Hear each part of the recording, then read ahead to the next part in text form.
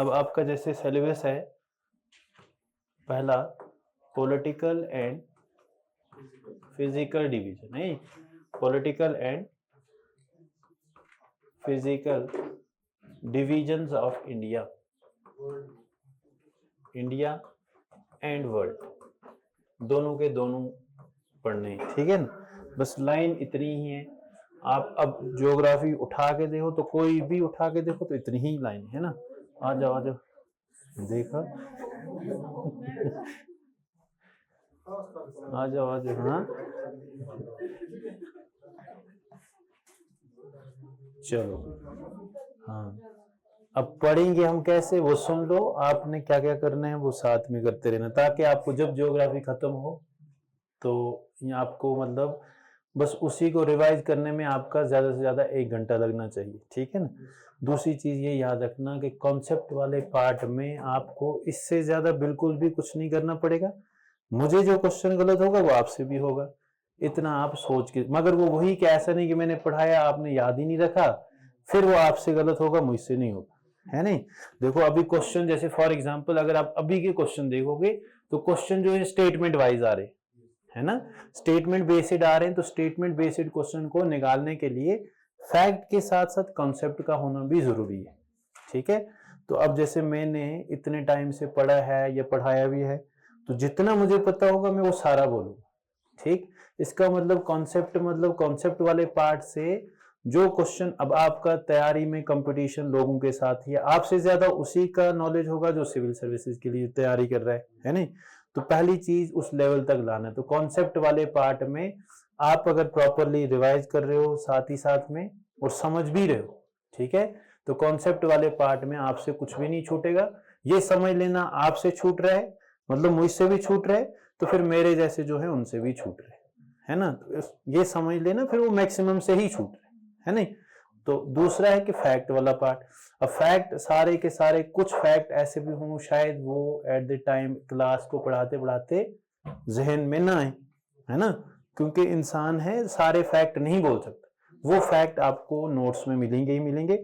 उन नोट्स को कैसे पढ़ेंगे, जैसे फॉर एग्जांपल हमें चैप्टर खत्म करने, नोट्स में मैं दूंगा वो, तो नोट्स को क्या करेंगे कि जो ही नोट्स में दूंगा वो सारे के सारे आपने प्रिंट करके रखने, ठीक है ना। प्रिंट करके इसलिए रखने जैसे फॉर एग्जांपल हमने जितना ये चैप्टर है, जैसे ये पूरा topic political and physical division खत्म हो गया, ठीक, उसके बाद एक क्लास होगी या 2 क्लासें लगे या एक लगे हमें, उसमें हम क्या करेंगे कि वो नोट्स आप साथ ही साथ लेके आओगे, उसको हम पूरे नोट को पढ़ेंगे, ठीक। मैं पीडीएफ इधर ओपन करके रखूंगा, आप अपने सामने ओपन करके रखोगे। कॉन्सेप्ट हमें सारा पता होगा, वो हम लास्ट पे करेंगे, ठीक है ना। वो हम पहले सारा कॉन्सेप्ट हमें सारा पता होगा, हमारी बेसिक्स भी क्लियर होंगी। उसके बाद हम सिर्फ उस चीज पे ध्यान देंगे जो एग्जाम में क्वेश्चन पूछे जा सकते हैं, वो हम हाईलाइट करके रखेंगे और रिवीजन में उसी पे ध्यान देंगे, ठीक है।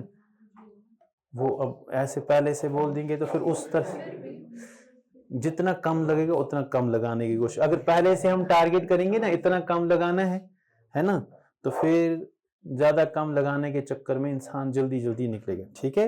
और दूसरी चीज आपने ध्यान रखना है, पहला दिन है तो स्पीड का ध्यान रखना, क्या आपको लास्ट पे बोलना, अभी नहीं बोलना, क्योंकि आज जो है वो इंट्रोडक्टरी क्लास है। इंट्रोडक्टरी क्लास मान लो जैसे फॉर एग्जांपल क्वेश्चन आ जाता है लैटिट्यूड लॉन्गिट्यूड, जैसे इंडिया के डायमेंशन, ठीक है, आपको अंडरस्टैंड हो गया, एक बार कॉन्सेप्ट आ गया तो फिर आपको सोचने की जरूरत ही नहीं।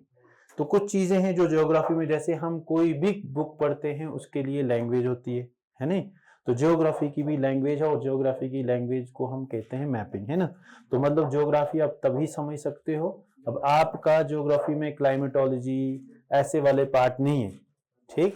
अब जैसे फॉर एग्जांपल हम कॉन्सेप्ट पढ़ते हैं कि एयर जो होती है, वार्म एयर जो होती है वो हल्की होती है, हल्की एयर जो होती है वो राइज करती है। अब एयर को हम देख सकते हैं नहीं, इसमें हम क्या कर सकते हैं, इमेजिन ही कर सकते हैं ना। तो जियोग्राफी पढ़ने के लिए या तो आपका मैपिंग अच्छा हो और साथ ही साथ में आपका इमेजिनेशन भी अच्छा हो, ठीक है। चलो ठीक है, फिर करें शुरू। हाँ, तो पॉलिटिकल और फिजिकल डिवीजन का मतलब, पहले पॉलिटिकल का मतलब क्या होता है कि बाउंड्रीज भी हमें 2 तरह की मिलेंगी, एक पॉलिटिकल बाउंड्री, दूसरी, तो पॉलिटिकल और फिजिकल में फर्क होता है कि पॉलिटिकल बाउंड्रीज होगी वो बाउंड्रीज जो ह्यूमंस ने ड्रॉ करी है।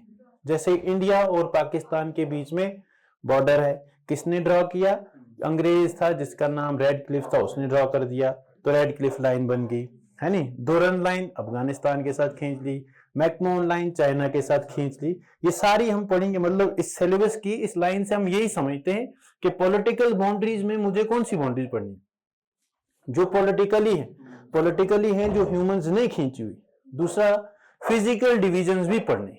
इसी तरह इंडिया का जो है बॉर्डर जो है वो वर्ल्ड के भी डिवीजन देखने, इंडिया के भी देखने, और फिजिकल डिवीजन हो गए वो, फिजिकल हो गया वो डिवीजन जो बाय नेचर खींचे होते, ठीक है। अब इसमें भी आप अगर शुरू करोगे तो सबसे पहले हमें पता होना चाहिए कि हम इंडिया का साइज और लोकेशन, है नहीं, कि हमें इंडिया में रहते हैं, पेपर भी यहीं पास करना है, तो इसी के बारे में पता होना चाहिए कि इंडिया का साइज क्या है, लोकेशन क्या है, ठीक। अब इंडिया क्या है? पहले इंडिया एक कंट्री है, तो कंट्री है, मैं बोलूं कि इंडिया जो है वो एक पीस ऑफ लैंड है नहीं, इंडिया जो है वो क्या है? पीस ऑफ लैंड है। मैं पूछूं कहां पे है? कहां पे है? बोलो कहां पे है? North eastern hemisphere. अब ये एक आंसर आया नॉर्थ ईस्टर्न हेमिस्फीयर, दूसरा साउथ ईस्ट एशिया, और हाँ जी, और इंडिया तो सबने देखा ना, बोलो शर्माओ नहीं, जैसे उनको पता है नॉर्थ ईस्टर्न हेमिस्फीयर, अब उन्होंने हेमिस्फीयर नई वर्ड बोल दी। हेमिस्फीयर किस किस को पता है? हाँ, इसको और हाँ जी, तो चलो जी, चलो फिर हम शुरू करते हैं नहीं। तो अब हमें पहले इंडिया का साइज और लोकेशन देना है। इसी के साथ साथ हमारा पहला चैप्टर जो है उसी के साथ साथ साइज में जब हम पढ़ेंगे कि इंडिया के डायमेंशन कितने हैं, ठीक है, कि इंडिया का नॉर्थ पॉइंट है, साउथ पॉइंट है, इनकी लेंथ कितनी है, ईस्ट पॉइंट है, वेस्ट पॉइंट है, इसके बीच में डिस्टेंस कितनी है, और साथ ही साथ इंडिया जो है वो लोकेटेड कहाँ पे है। तो लोकेशन के लिए समझने के लिए मुझे कुछ लाइंस या ज्योग्राफिकल कुछ इमेजिनरी लाइंस हैं उनको समझना जरूरी है, ठीक है, जिनको हम लैटिट्यूड या लॉन्गिट्यूड कहते हैं, ठीक है। फॉर एग्जांपल मैं बोलूं, जैसे अब इंडिया जो है हम कहते हैं कि जो ज्योग्राफी है इसकी लैंग्वेज मैप है, या अब मैप भी हो सकता है, ग्लोब भी हो सकता है नहीं। तो इंडिया जैसे मैं फॉर एग्जांपल ये मैंने ड्रॉ कर दिया, अब मैं पूछूं आपको इंडिया कहाँ पे है? हाँ जी, अब इंडिया में पूछो तो आपको मैं एग्जैक्ट लोकेशन का पूछूं, मैं आपको जब इंडिया के बारे में, जैसे मैं आपसे किसी से पूछूं कि कौन, जैसे नादिया का पूछूं कहाँ पे बैठी है नहीं, सामने बैठी है, और हाँ जी, तो एग्जैक्ट लोकेशन हम कैसे बोल सकते हैं? आप बोलोगे कि मैं ऐसा करूं कि मैं इस तरह से एक लाइन ड्रॉ करूं, और इस तरह की लाइन जो है ये हॉरिजेंटल लाइंस है, और दूसरी लाइंस हैं कि मैं इस तरह से ड्रॉ करूं। अगर मैं एक लाइन इस तरह से ड्रॉ करके आता हूं, दूसरी लाइन में इस तरह से ड्रॉ करूं, फिर ये सारी क्लास है, इसमें से अलग अलग बेंच बने हुए हैं, तो ये फर्स्ट बेंच इधर जो है यहाँ पे बैठी हुई है, तो मतलब कुछ डायमेंशंस या कोऑर्डिनेट्स का इस्तेमाल करके मैं एग्जैक्ट लोकेशन बता सकता हूँ, ठीक है। तो इन्हीं कोऑर्डिनेट्स या डायमेंशंस को यूज करके हम ज्योग्राफी में किसी भी जगह का लोकेशन जो है वो बता सकते हैं। और इन डायमेंशंस को मतलब दो तरह की लाइंस होंगी, एक लाइंस होंगी जो हॉरिजेंटल लाइंस होंगी, दूसरी लाइंस होंगी वो कौन सी? Vertical lines. तो जो हॉरिजेंटल लाइंस हैं, जो इस तरह से लाइंस ड्रॉ करी होंगी, आप ऊपर जाना, इस वाले क्लास में ग्लोब है वो लेके आता है ना, ग्लोब है, आसानी हो जाएगी, है ना। चलो तब तक हॉरिजेंटल लाइंस जो है, इन हॉरिजेंटल लाइंस को हम कहते हैं लैटिट्यूड्स। क्या कहते हैं? ये आपके, मैं पहले ही बोल दूं, आपके एग्जाम में नहीं आएगा क्वेश्चन इधर से, ठीक है। हाँ जी, लैटिट्यूड आ सकता है, लेकिन इंडिया का लैटिट्यूड आ सकता है या इंडिया का लॉन्गिट्यूड आ सकता है। तो लैटिट्यूड इंडिया का क्या है, उससे पहले लैटिट्यूड समझना जरूरी है। तो लैटिट्यूड के हॉरिजेंटल लाइंस को हम लैटिट्यूड कहते हैं। हॉरिजेंटल लाइंस, अब पहली चीज जो उससे पहले हम इंडिया को ड्रा करने से पहले देखें तो ये ग्लोब ड्रा कर दिया, तो ग्लोब जो है ये, इसको हम कहते हैं, ये जो है एक मॉडल है किसका? अर्थ का। अब मॉडल ऑफ अर्थ है, तो मैं आपको पूछूं इस मॉडल की शेप जो है वो कैसी है? इस मॉडल की शेप कैसी है? ठीक है, तो शेप कैसी है? अब शेप जैसे मैं बोलूं फॉर एग्जांपल, एक जैसे आपने कोई चूड़ियां पहनते हैं तो वो सर्कुलर होती है ना। दूसरा जो एग है उसको भी आपने देखा है, और ऑरेंज है उसको भी देखा है। क्या ये तीनों, या मैं बोलूं फुटबॉल है, एक फुटबॉल है नहीं, एक फुटबॉल है, दूसरा एग है, तीसरा ऑरेंज है। क्या तीनों के तीनों की शेप एक जैसी है? एक जैसी, उधर ही छोड़ देना नीचे। क्या तीनों की शेप एक जैसी है? नहीं है, इसको नहीं देखना अभी, है नहीं, आप सारे इधर देखने लग गए तो है नहीं। चलो तो बोलो, क्या तीनों की शेप एक जैसी है? नहीं। क्या एक जैसी है? नहीं। तो इसको मैं कहूं कि सर्कल जो है, पहला फुटबॉल जो है वो सर्कुलर है। सर्कुलर शेप क्या है कि अगर मैं फुटबॉल को कहीं से भी काटूंगा, फिर उसके बीच में पेन ऐसे लगाऊं तो उसका एक सेंटर बने, ठीक है। उस सेंटर से मैं देखूं तो उसकी बाउंड्री जो है वो तकरीबन इक्वल डिस्टेंस है ना। तो सर्कल का सेंटर से बाउंड्री तक इक्वल डिस्टेंस होती है, तो सर्कल की डेफिनेशन पता चल गई। दूसरा, एग को मैं देखूं तो वो कैसा होता है कि क्या इसकी भी शेप एक जैसी, जैसे सेंटर मान लो ये फुटबॉल है, फुटबॉल को हमने कहा कि इसके सेंटर से कहीं पे भी बाउंड्री खींच लो तो बराबर है, सर्कुलर शेप है। दूसरी है ये, इसकी जिधर इतनी रेडियस है, इधर से इधर इतनी है और ये इतनी है, क्या लाइनें सेंटर से लेकर बाउंड्री तक बराबर है? नहीं। तो इसका मतलब ये शेप और ये शेप अलग है। तीसरी शेप जो है वो ऑरेंज की है। ऑरेंज कैसी होती है कि ऑरेंज को अगर आप देखोगे तो ऑरेंज ऊपर से और नीचे से क्या होता है, और बीच में जो है वो क्या है, बल्जेड होता है ना, तो उसकी अलग शेप। तो इन तीनों शेप्स में से अर्थ की शेप जो है कौन सी शेप, कैसी, हमने क्या पढ़ी है कि अर्थ को हम कहते हैं कि अर्थ जो है स्फीयरॉइड शेप्ड, पूरी स्फेरिकल भी नहीं है, स्फीयरॉइड। स्फीयरॉइड का मतलब हो गया थोड़ी सी जो ऑरेंज वाली शेप है वैसी है, और कुछ जो शेप है वो एग की तरह है, कुछ जो शेप है। तो इसी को मिला के मैं बोलूं तो हाँ जी, वही आ रहा हूं मैं, उसी शेप को हम जियोइड शेप्ड कहते हैं। जियोइड शेप्ड का मतलब होता है flat at the top and bulged at the centre, ठीक है। तो अर्थ का शेप जो है वो कैसा है।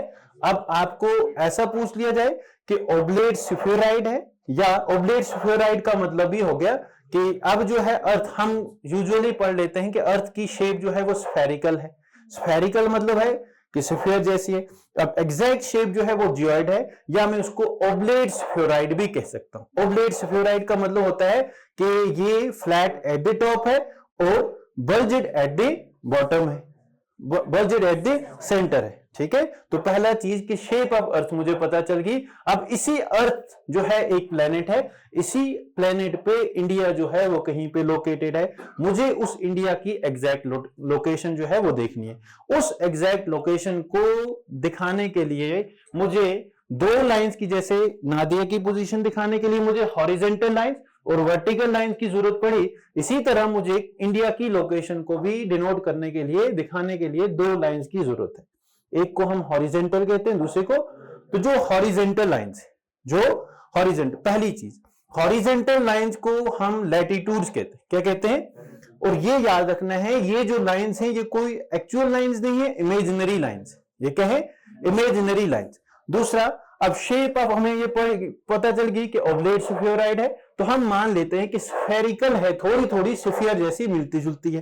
तो जो ही मैं एक लाइन इस तरह से ड्रॉ करूंगा, पहली वाली लाइन, जैसे मैं अब ग्लोब पे दिखाऊं, ये है नहीं, ये जैसे ग्लोब है, ठीक है। पहली चीज, ये ग्लोब जैसे है, क्या ये पूरा, अब ये हिल रहा है नहीं, तो ये पहले इस तरह से, पूरा इस तरह से नहीं, एक है कि पूरा इस तरह से खड़ा है 90 डिग्री, क्या ये 90 पे है? नहीं, थोड़ा सा टिल्ट, मतलब नॉर्मल होता है 90 डिग्री, 90 डिग्री के थोड़ा सा टिल्ट है। उस टिल्ट की वजह से डे और नाइट या बाकी चीजें बनती है ना, वो अलग चैप्टर है कि रोटेशन रेवोल्यूशन से कैसे डे और नाइट कैसे बनता है। जैसे फॉर एग्जांपल सन इधर है, सन इधर है, तो सन की लाइट इधर पड़ रही है, इधर तो नहीं पड़ रही ना। अब ये वाला साइड जो है और ये वाला साइड जो है, ये सन के, अगर मैं सन इधर मान लू, सन के ये वाला जो साइड है ये नजदीक आ रहा है, ये कहां जा रहा है?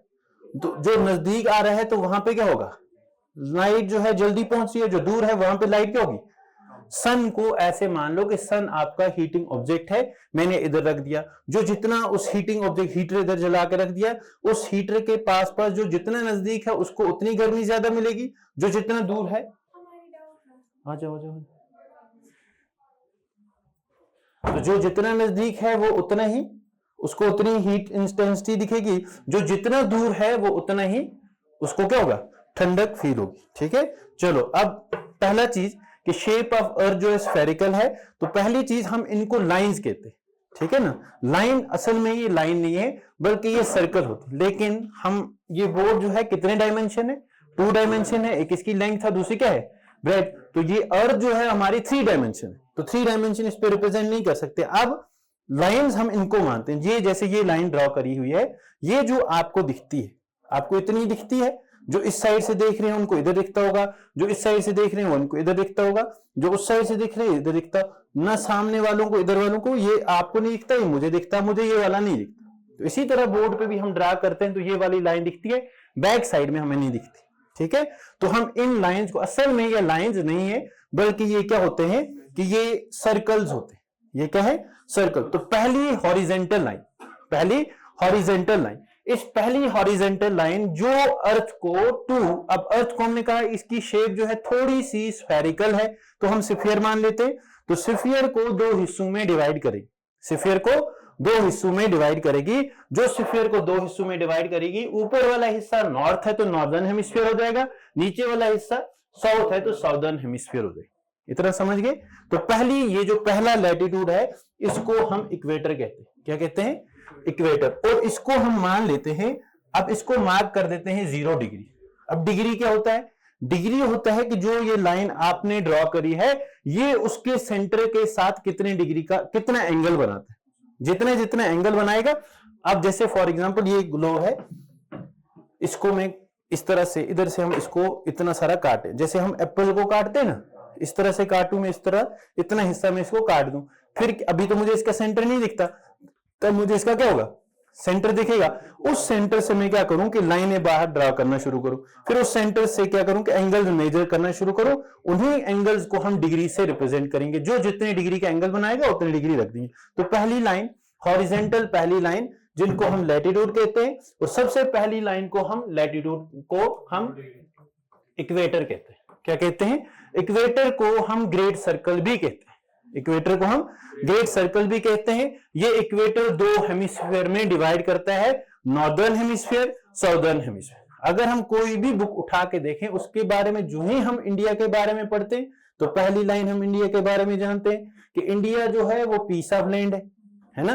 दूसरा कि इंडिया जो है वो लोकेटेड है नॉर्थ ईस्टर्न हेमिस्फीयर। अब नॉर्थ ईस्टर्न हेमिस्फीयर में कहां है, वहां तक पहुंचना है, ठीक। तो लैटिट्यूड ड्रॉ करते, ठीक है। तो लैटिट्यूड जो ही मैंने ड्रॉ किया, अब इसी तरह ये लैटिट्यूड में ऊपर भी ड्रॉ करता जाऊंगा, लैटिट्यूड नीचे भी ड्रॉ करता जाऊंगा। तो मैं आपसे पूछूं, ये जो है जैसे ये पॉइंट है, ये आपका ये वाला आपका 90 डिग्री नॉर्थ पोल है, और ये वाला आपका 90 डिग्री, वही कैसे जैसे मैं अभी बोला कि ग्लोब को मैं ऊपर से काटूंगा, फिर इस तरह से लाइन ड्रॉ करेंगे ऊपर से, तो ये परपेंडिकुलर होगा ना, ये सेंटर पे 90 डिग्री ऊपर से, और नीचे से काट के ऐसे बनाएंगे तो 90 डिग्री नीचे से, तो 90 डिग्री नॉर्थ पोल, 90 डिग्री। इतना समझ आ गया। अब मैं पूछूं कि टोटल नंबर ऑफ लैटिट्यूड जो हैं वो इस पे कितने ड्रॉ कर सकते हैं, हाँ जी कितने कर सकते हैं। तो यहां पे अभी हम 0 डिग्री पे, ठीक है। अब कितने ड्रॉ कर सकते हैं, 90 डिग्री तक ऊपर, 90 डिग्री तक नीचे। पहली चीज लैटिट्यूड के बारे में अभी एक ही लाइन पता चली कि latitudes are horizontal lines, latitudes are horizontal imaginary lines, और लॉन्गेस्ट लैटिट्यूड जो है वो क्या है। अब दूसरा, जो ही मैं लैटिट्यूड ड्रॉ करना शुरू करूं, जरा इस पे जो ही जैसे एक लैटिट्यूड मैंने यहां से यहां ड्रॉ कर दिया, इसी तरह ऊपर ऊपर ड्रॉ करता जाऊंगा, तो मुझे एक चीज बोलो कि जो ही मैं इस इक्वेटर से, चाहे मैं नॉर्दर्न हेमिस्फीयर की तरफ जा रहा हूं या साउदर्न हेमिस्फीयर की तरफ आ रहा हूं, तो लेंथ ऑफ लैटिट्यूड्स को क्या हो रहा है, क्या सेम रह रही है या डिक्रीज हो रही है। तो दूसरा पॉइंट पता चल गया कि लैटिट्यूड्स का लेंथ जो है वो डिक्रीज होता है फ्रॉम इक्वेटर टुवर्ड्स। 2 पॉइंट पता चल गए। पहला, लैटिट्यूड्स आर हॉरिजेंटल लाइंस। दूसरा, लैटिट्यूड्स का लेंथ जो है वो इंक्रीज या डिक्रीज होता है, कहां से, इक्वेटर से पोल ओर जाऊंगा तो लेंथ ऑफ लैटिट्यूड क्या हो रहा है, डिक्रीज हो रहा है, कंटिन्यूअसली रिड्यूस हो रहा है, ठीक है। तीसरा कि कितने लैटिट्यूड्स पॉसिबल हैं, इस पे ड्रॉ करना। फिर कुछ इंपॉर्टेंट लैटिट्यूड्स हैं जो मेरे काम के हैं, जो मुझे याद रखने, ठीक है। हाँ जी चलो, अब जो ही ड्रॉ करेंगे, मान लो 2 लोगों को खड़े उठा दें और इनको बोले कि आप यहां से शुरू करो, ये 0 है, ये भी 0 है, आप शुरू करो पहले नॉर्दर्न हेमिस्फीयर। एक बंदा है यहां से शुरू कर दिया, यहां से, इनको हम कह रहे हैं कि आप जूं ही एक एक कदम उठाओगे, हर कदम पे एक हॉरिजेंटल लाइन ड्रॉ करते जाना, ठीक है। तो ये शुरू करेंगे ऊपर को ड्रॉ करते, तो ये यहां से शुरू करेंगे। अब ये चलते चलते चलते कहां पहुंचेंगे, लास्ट इनका एंड यहां है। ये एक बंदा यहां से इधर जाएगा, दूसरा यहां तक, अल्टीमेटली मीट इन्होंने इधर करना है, ठीक है। अब इसी से मुझे पता चलेगा कि ये टोटल जो पॉसिबल लैटिट्यूड्स हैं वो कितने ड्रॉ कर सकते हैं। तो कितने ड्रॉ कर सकते हैं, जो ही ये ड्रॉ करेंगे। अब हमने इनको क्या बोला कि जो ही आप ऐसा करना कि आप भी एक कदम उठाना, ये भी एक कदम उठाएगा, और कदम बराबर बराबर डालना है ना, क्योंकि आपने अगर ज्यादा कदम उठा दिए, इधर से कम उठाए, है ना, तो 1 डिग्री 2 डिग्री जिस तरह नंबर है 1 2 3 के, इनके बीच में नंबर के बीच में गैप बराबर है, हर 1 2 3 कंटिन्यूअसली, तो हर किसी के बीच में गैप बराबर है। तो इसी तरह से आपने भी क्या करना है कि हर कदम बराबर बराबर कदम उठा के एक एक लैटिट्यूड ड्रॉ करते जाओ।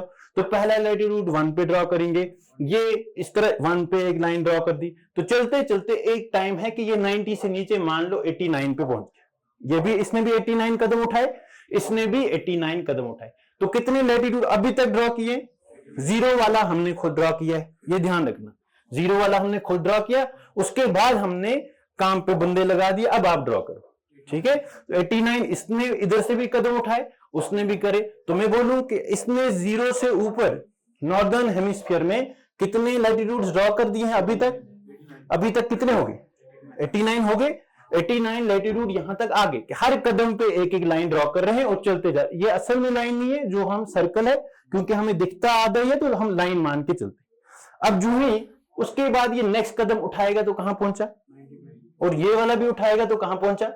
क्या यहां पे भी लाइन ड्रॉ कर सकते हैं, नहीं कर सकते, क्योंकि ये अब दोनों के दोनों कहां आ गए, एक कॉमन पॉइंट पे आ गए, ठीक है। क्या सेम कहानी नीचे से भी होगी, तो इसका मतलब अब मैं आपसे पूछूं, पहला 2 बातें तो पहले पता थी लैटिट्यूड्स की, पहला लैटिट्यूड्स जो हैं वो हॉरिजेंटल लाइंस हैं, दूसरा लैटिट्यूड की लेंथ इक्वेटर से पोल की तरफ जाए, चाहे वो नॉर्थ पोल चाहे वो साउथ पोल, डिक्रीज हो रही है कंटिन्यूसली। तीसरा कि total number of latitudinal lines जो हैं वो आप कितनी ड्रॉ कर सकते हो, तो आपने बोला 0 से ऊपर 89 और इधर भी 0 से नीचे 90 पे हम ड्रॉ नहीं कर सकते, क्योंकि 90 जो है वो क्या है, पॉइंट है। तो टोटल कितनी हुई 179, सबको दिख रही है ना 179। कैसे, एक तो हमने खुद ड्रॉ करी है, एक हमने खुद ड्रॉ करी है ना, 89 ऊपर और 89 नीचे, तो टोटल कितनी होगी 179। तो एक और चीज पता चल गई कि देयर आर 179 लैटिट्यूडनल लाइंस, ठीक है। अब इसमें से कुछ इंपॉर्टेंट लैटिट्यूडनल लाइंस हैं जो हमें याद रखनी है, वो बाद में। लेकिन एक और चीज यहीं से पता चलती है कि जो हमने जब इनको बोला था ड्रॉ करने के लिए, तो जो कदम का डिस्टेंस था वो क्या था, सेम था। मतलब 2 लाइंस के बीच में जो गैप होगा वो क्या होगा, सेम सेम है। तो जब 2 लाइंस के बीच में सेम डिस्टेंस होती है तो उसको हम क्या कहते हैं, पैरेलल लाइंस। कौन सी लाइन, इसलिए लैटिट्यूड्स का दूसरा नाम पैरेलल्स भी है, लैटिट्यूड्स का दूसरा नाम पैरेलल। कितने पॉइंट पता चले, हाँ जी, क्या क्या, latitudes are also called as parallels, total latitudinal lines are 179 plus तीसरा पॉइंट हॉरिजेंटल लाइंस होती हैं, हाई इनका जो ही पोल की तरफ जाएंगे तो लेंथ इनकी क्या हो रही है, और डिस्टेंस इनके बीच में हमेशा ही सेम रहती है। अब ये भी याद रखना है कि डिस्टेंस सेम कितनी रहती है कि 2 लैटिट्यूड्स के बीच में अप्रोक्सीमेटली 111 किलोमीटर की डिस्टेंस रहती है, ठीक है। तो ये लैटिट्यूड्स है। अब लैटिट्यूड से मुझे किस चीज में हेल्प करते हैं कि लैटिट्यूड्स हमें बताते हैं कोई भी प्लेस जो है वो इक्वेटर से कितनी ज्यादा दूर है, कोई भी प्लेस जो है वो इक्वेटर से ज्यादा कितनी ज्यादा दूर है। जो इक्वेटर से जितनी ज्यादा दूर होगी उतना ही उसका टेम्परेचर भी जो है वो क्या होता जाएगा। ये हमें बाद में हेल्प करेंगे कि कहां पे गर्मी ज्यादा है, कहां पे टेम्परेचर। अभी अब रफली देखो इंडिया का, अब हम मान लें जैसे हम कहते हैं कि इंडिया जो है नॉर्दर्न हेमिस्फीयर, ईस्टर्न का हमें नहीं पता, हम कहते हैं कि इंडिया जो लाई करता है, हाँ आपने बुक खोली, बुक में पढ़ा कि इंडिया जो है वो लाई करता है नॉर्दर्न हेमिस्फीयर में, नॉर्दर्न हेमिस्फीयर में। तो इसका मतलब इंडिया कहीं पे ऐसा बना होगा ना कि इंडिया का नीचे वाला साइड ये है और इंडिया का ऊपर वाला साइड ये है जो लद्दाख है, नीचे वाला साइड जो है केरला है नहीं। तो आप अगर देखो तो टेम्परेचर आपको कहां ज्यादा दिखता है, नीचे वाली स्टेट्स में या ऊपर वाली में, वो हम बाद में देखेंगे कि किस तरह का टेम्परेचर बनता है। तो इसका मतलब जितना जितना इसी के ऊपर आप देखो कि आपको वर्ल्ड की कोल्डेस्ट प्लेस वर्ल्ड की। अभी आपने कुछ नहीं पढ़ा, अगर आपको ऑप्शन में आ जाए, ऑप्शन में सिर्फ इतना आइडिया हो कि ये कंट्री है, इसकी स्टेट है, और 4 ऑप्शन दिए हुए हैं, 4 ऑप्शन में आपको सिर्फ इतना पता है कि कंट्री ये है। जैसे आपको वर्ल्ड की कोल्डेस्ट प्लेस कौन सी है, अब आपको क्वेश्चन आ गया कि वर्ल्ड की कोल्डेस्ट प्लेस, तो आपके जहन में पहली चीज आएगी कि वर्ल्ड की कोल्डेस्ट प्लेस है, मतलब ये उस कंट्री का हिस्सा होगी जो इक्वेटर के पास होगी या इक्वेटर से क्या होगी, दूर, मतलब पोल्स के नजदीक, पोल्स के। इसीलिए आप जाते हो तो यहां पे आपको साइबेरिया मिलता है, तो साइबेरिया जो है वर्ल्ड की कोल्डेस्ट प्लेस। इसी तरह द्रास जो है वो एशिया की है नहीं, या इंडिया की या एशिया की कोल्डेस्ट प्लेस है, या सेकंड वर्ल्ड की सेकंड कोल्डेस्ट प्लेस है। तो ये सारी चीजें हमें कौन हेल्प करेगा इसमें, लैटिट्यूड। समझ गए लैटिट्यूड।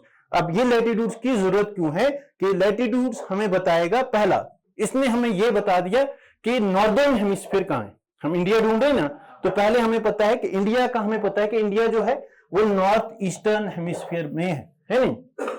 ये हमें कैसे पता चला, कैसे पता चला, नहीं जब यासिर ने बोला है ना, है नहीं, और किसी को नहीं पता था, यही है ना, इसी ने बोला तभी हम ढूंढने लगे कि कहां है नॉर्दर्न हेमिस्फीयर, तो नॉर्दर्न हमें पता चल गया। ठीक है, अब मसला है ईस्टर्न का, तो लैटिट्यूड्स के पॉइंट याद लिखने की जरूरत है नहीं, है ना, अब आपको याद हो जाने चाहिए। ठीक है ना, कितने हैं, कितनी बातें हैं, latitudes are also called as parallels, दो के बीच में बराबर गैप है, 1 किलोमीटर का डिस्टेंस है, जो है इक्वेटर से ऊपर जाओगे डिस्टेंस डिक्रीज होती है।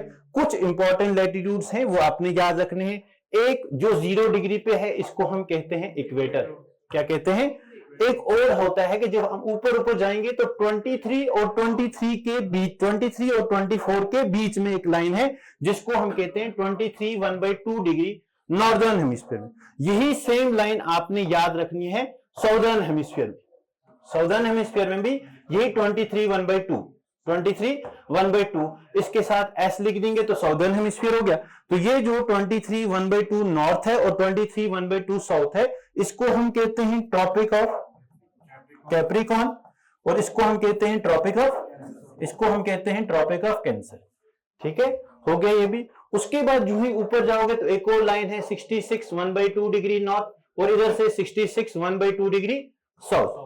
ये 0 डिग्री को इक्वेटर कहते हैं, 23 1/2 को ट्रॉपिक ऑफ कैंसर नॉर्थ में, 23 1/2 साउथ में ट्रॉपिक ऑफ कैप्रिकॉर्न। ऊपर को जाओगे तो 66 1/2 को हम कहते हैं आर्टिक सर्कल, और इसके नीचे आएंगे तो हम एंटार्क्टिक सर्कल, और 90 डिग्री नीचे जो साउथ है तो ये साउथ पोल है, और ऊपर जो है ये नॉर्थ पोल है। इतने पॉइंट्स याद रहेंगे।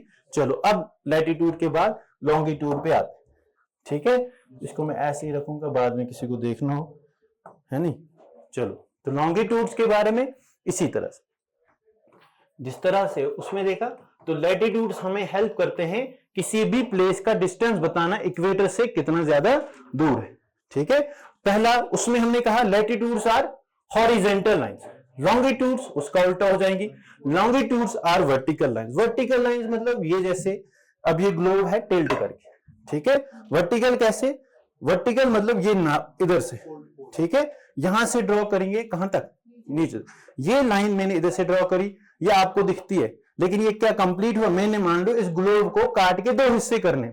ये जो है इसकी शेप हमने पढ़ ली कि इसकी शेप जो है ऐसी शेप है कि टॉप पे फ्लैट है और सेंटर में बल्जड, जिसको हम जियोड शेप या ओब्लेट स्फेरॉइड कहते हैं। अब इसको जो ही मैं इधर से लाइन ड्रॉ कर रहा हूं, ये लाइन इधर तक ही जाती है, तो ये लाइन जो है अब मैं चाहता हूं इस ग्लोब को मैं काट के 2 हिस्से करूं, 2 हिस्से करूंगा, एक हिस्सा मेरे राइट साइड में गिरेगा, एक हिस्सा कहां पे, जो राइट साइड में गिरता है उसको हम डायरेक्शन में पढ़ के आए। राइट साइड हमेशा हमारा क्या होता है, नहीं, राइट साइड हमेशा ईस्ट और लेफ्ट साइड आपका वेस्ट, है नहीं, राइट साइड ईस्ट, हम यही मान के चलते हैं ना, राइट साइड, ये मेरा राइट साइड है तो ये क्या है ईस्ट, और लेफ्ट साइड क्या है वेस्ट। इसका मतलब जो ही मैं इसको लॉन्गिट्यूड ड्रॉ करूंगा, जिस तरह उसमें मैंने सबसे बड़ा वाला सर्कल ड्रॉ किया था जिसको हम इक्वेटर कहते हैं, इक्वेटर का दूसरा नाम ग्रेट सर्कल भी है, इक्वेटर का दूसरा नाम, इसी तरह इसको भी मैं ड्रॉ करूंगा, तो ये जो लाइन है इस तरह से ड्रॉ करेंगे, फिर ये इस तरह से आएगी इधर से, जब तक पूरी मैं इस तरह से ड्रॉ करूंगा तभी ये कट के 2 हिस्से होंगे।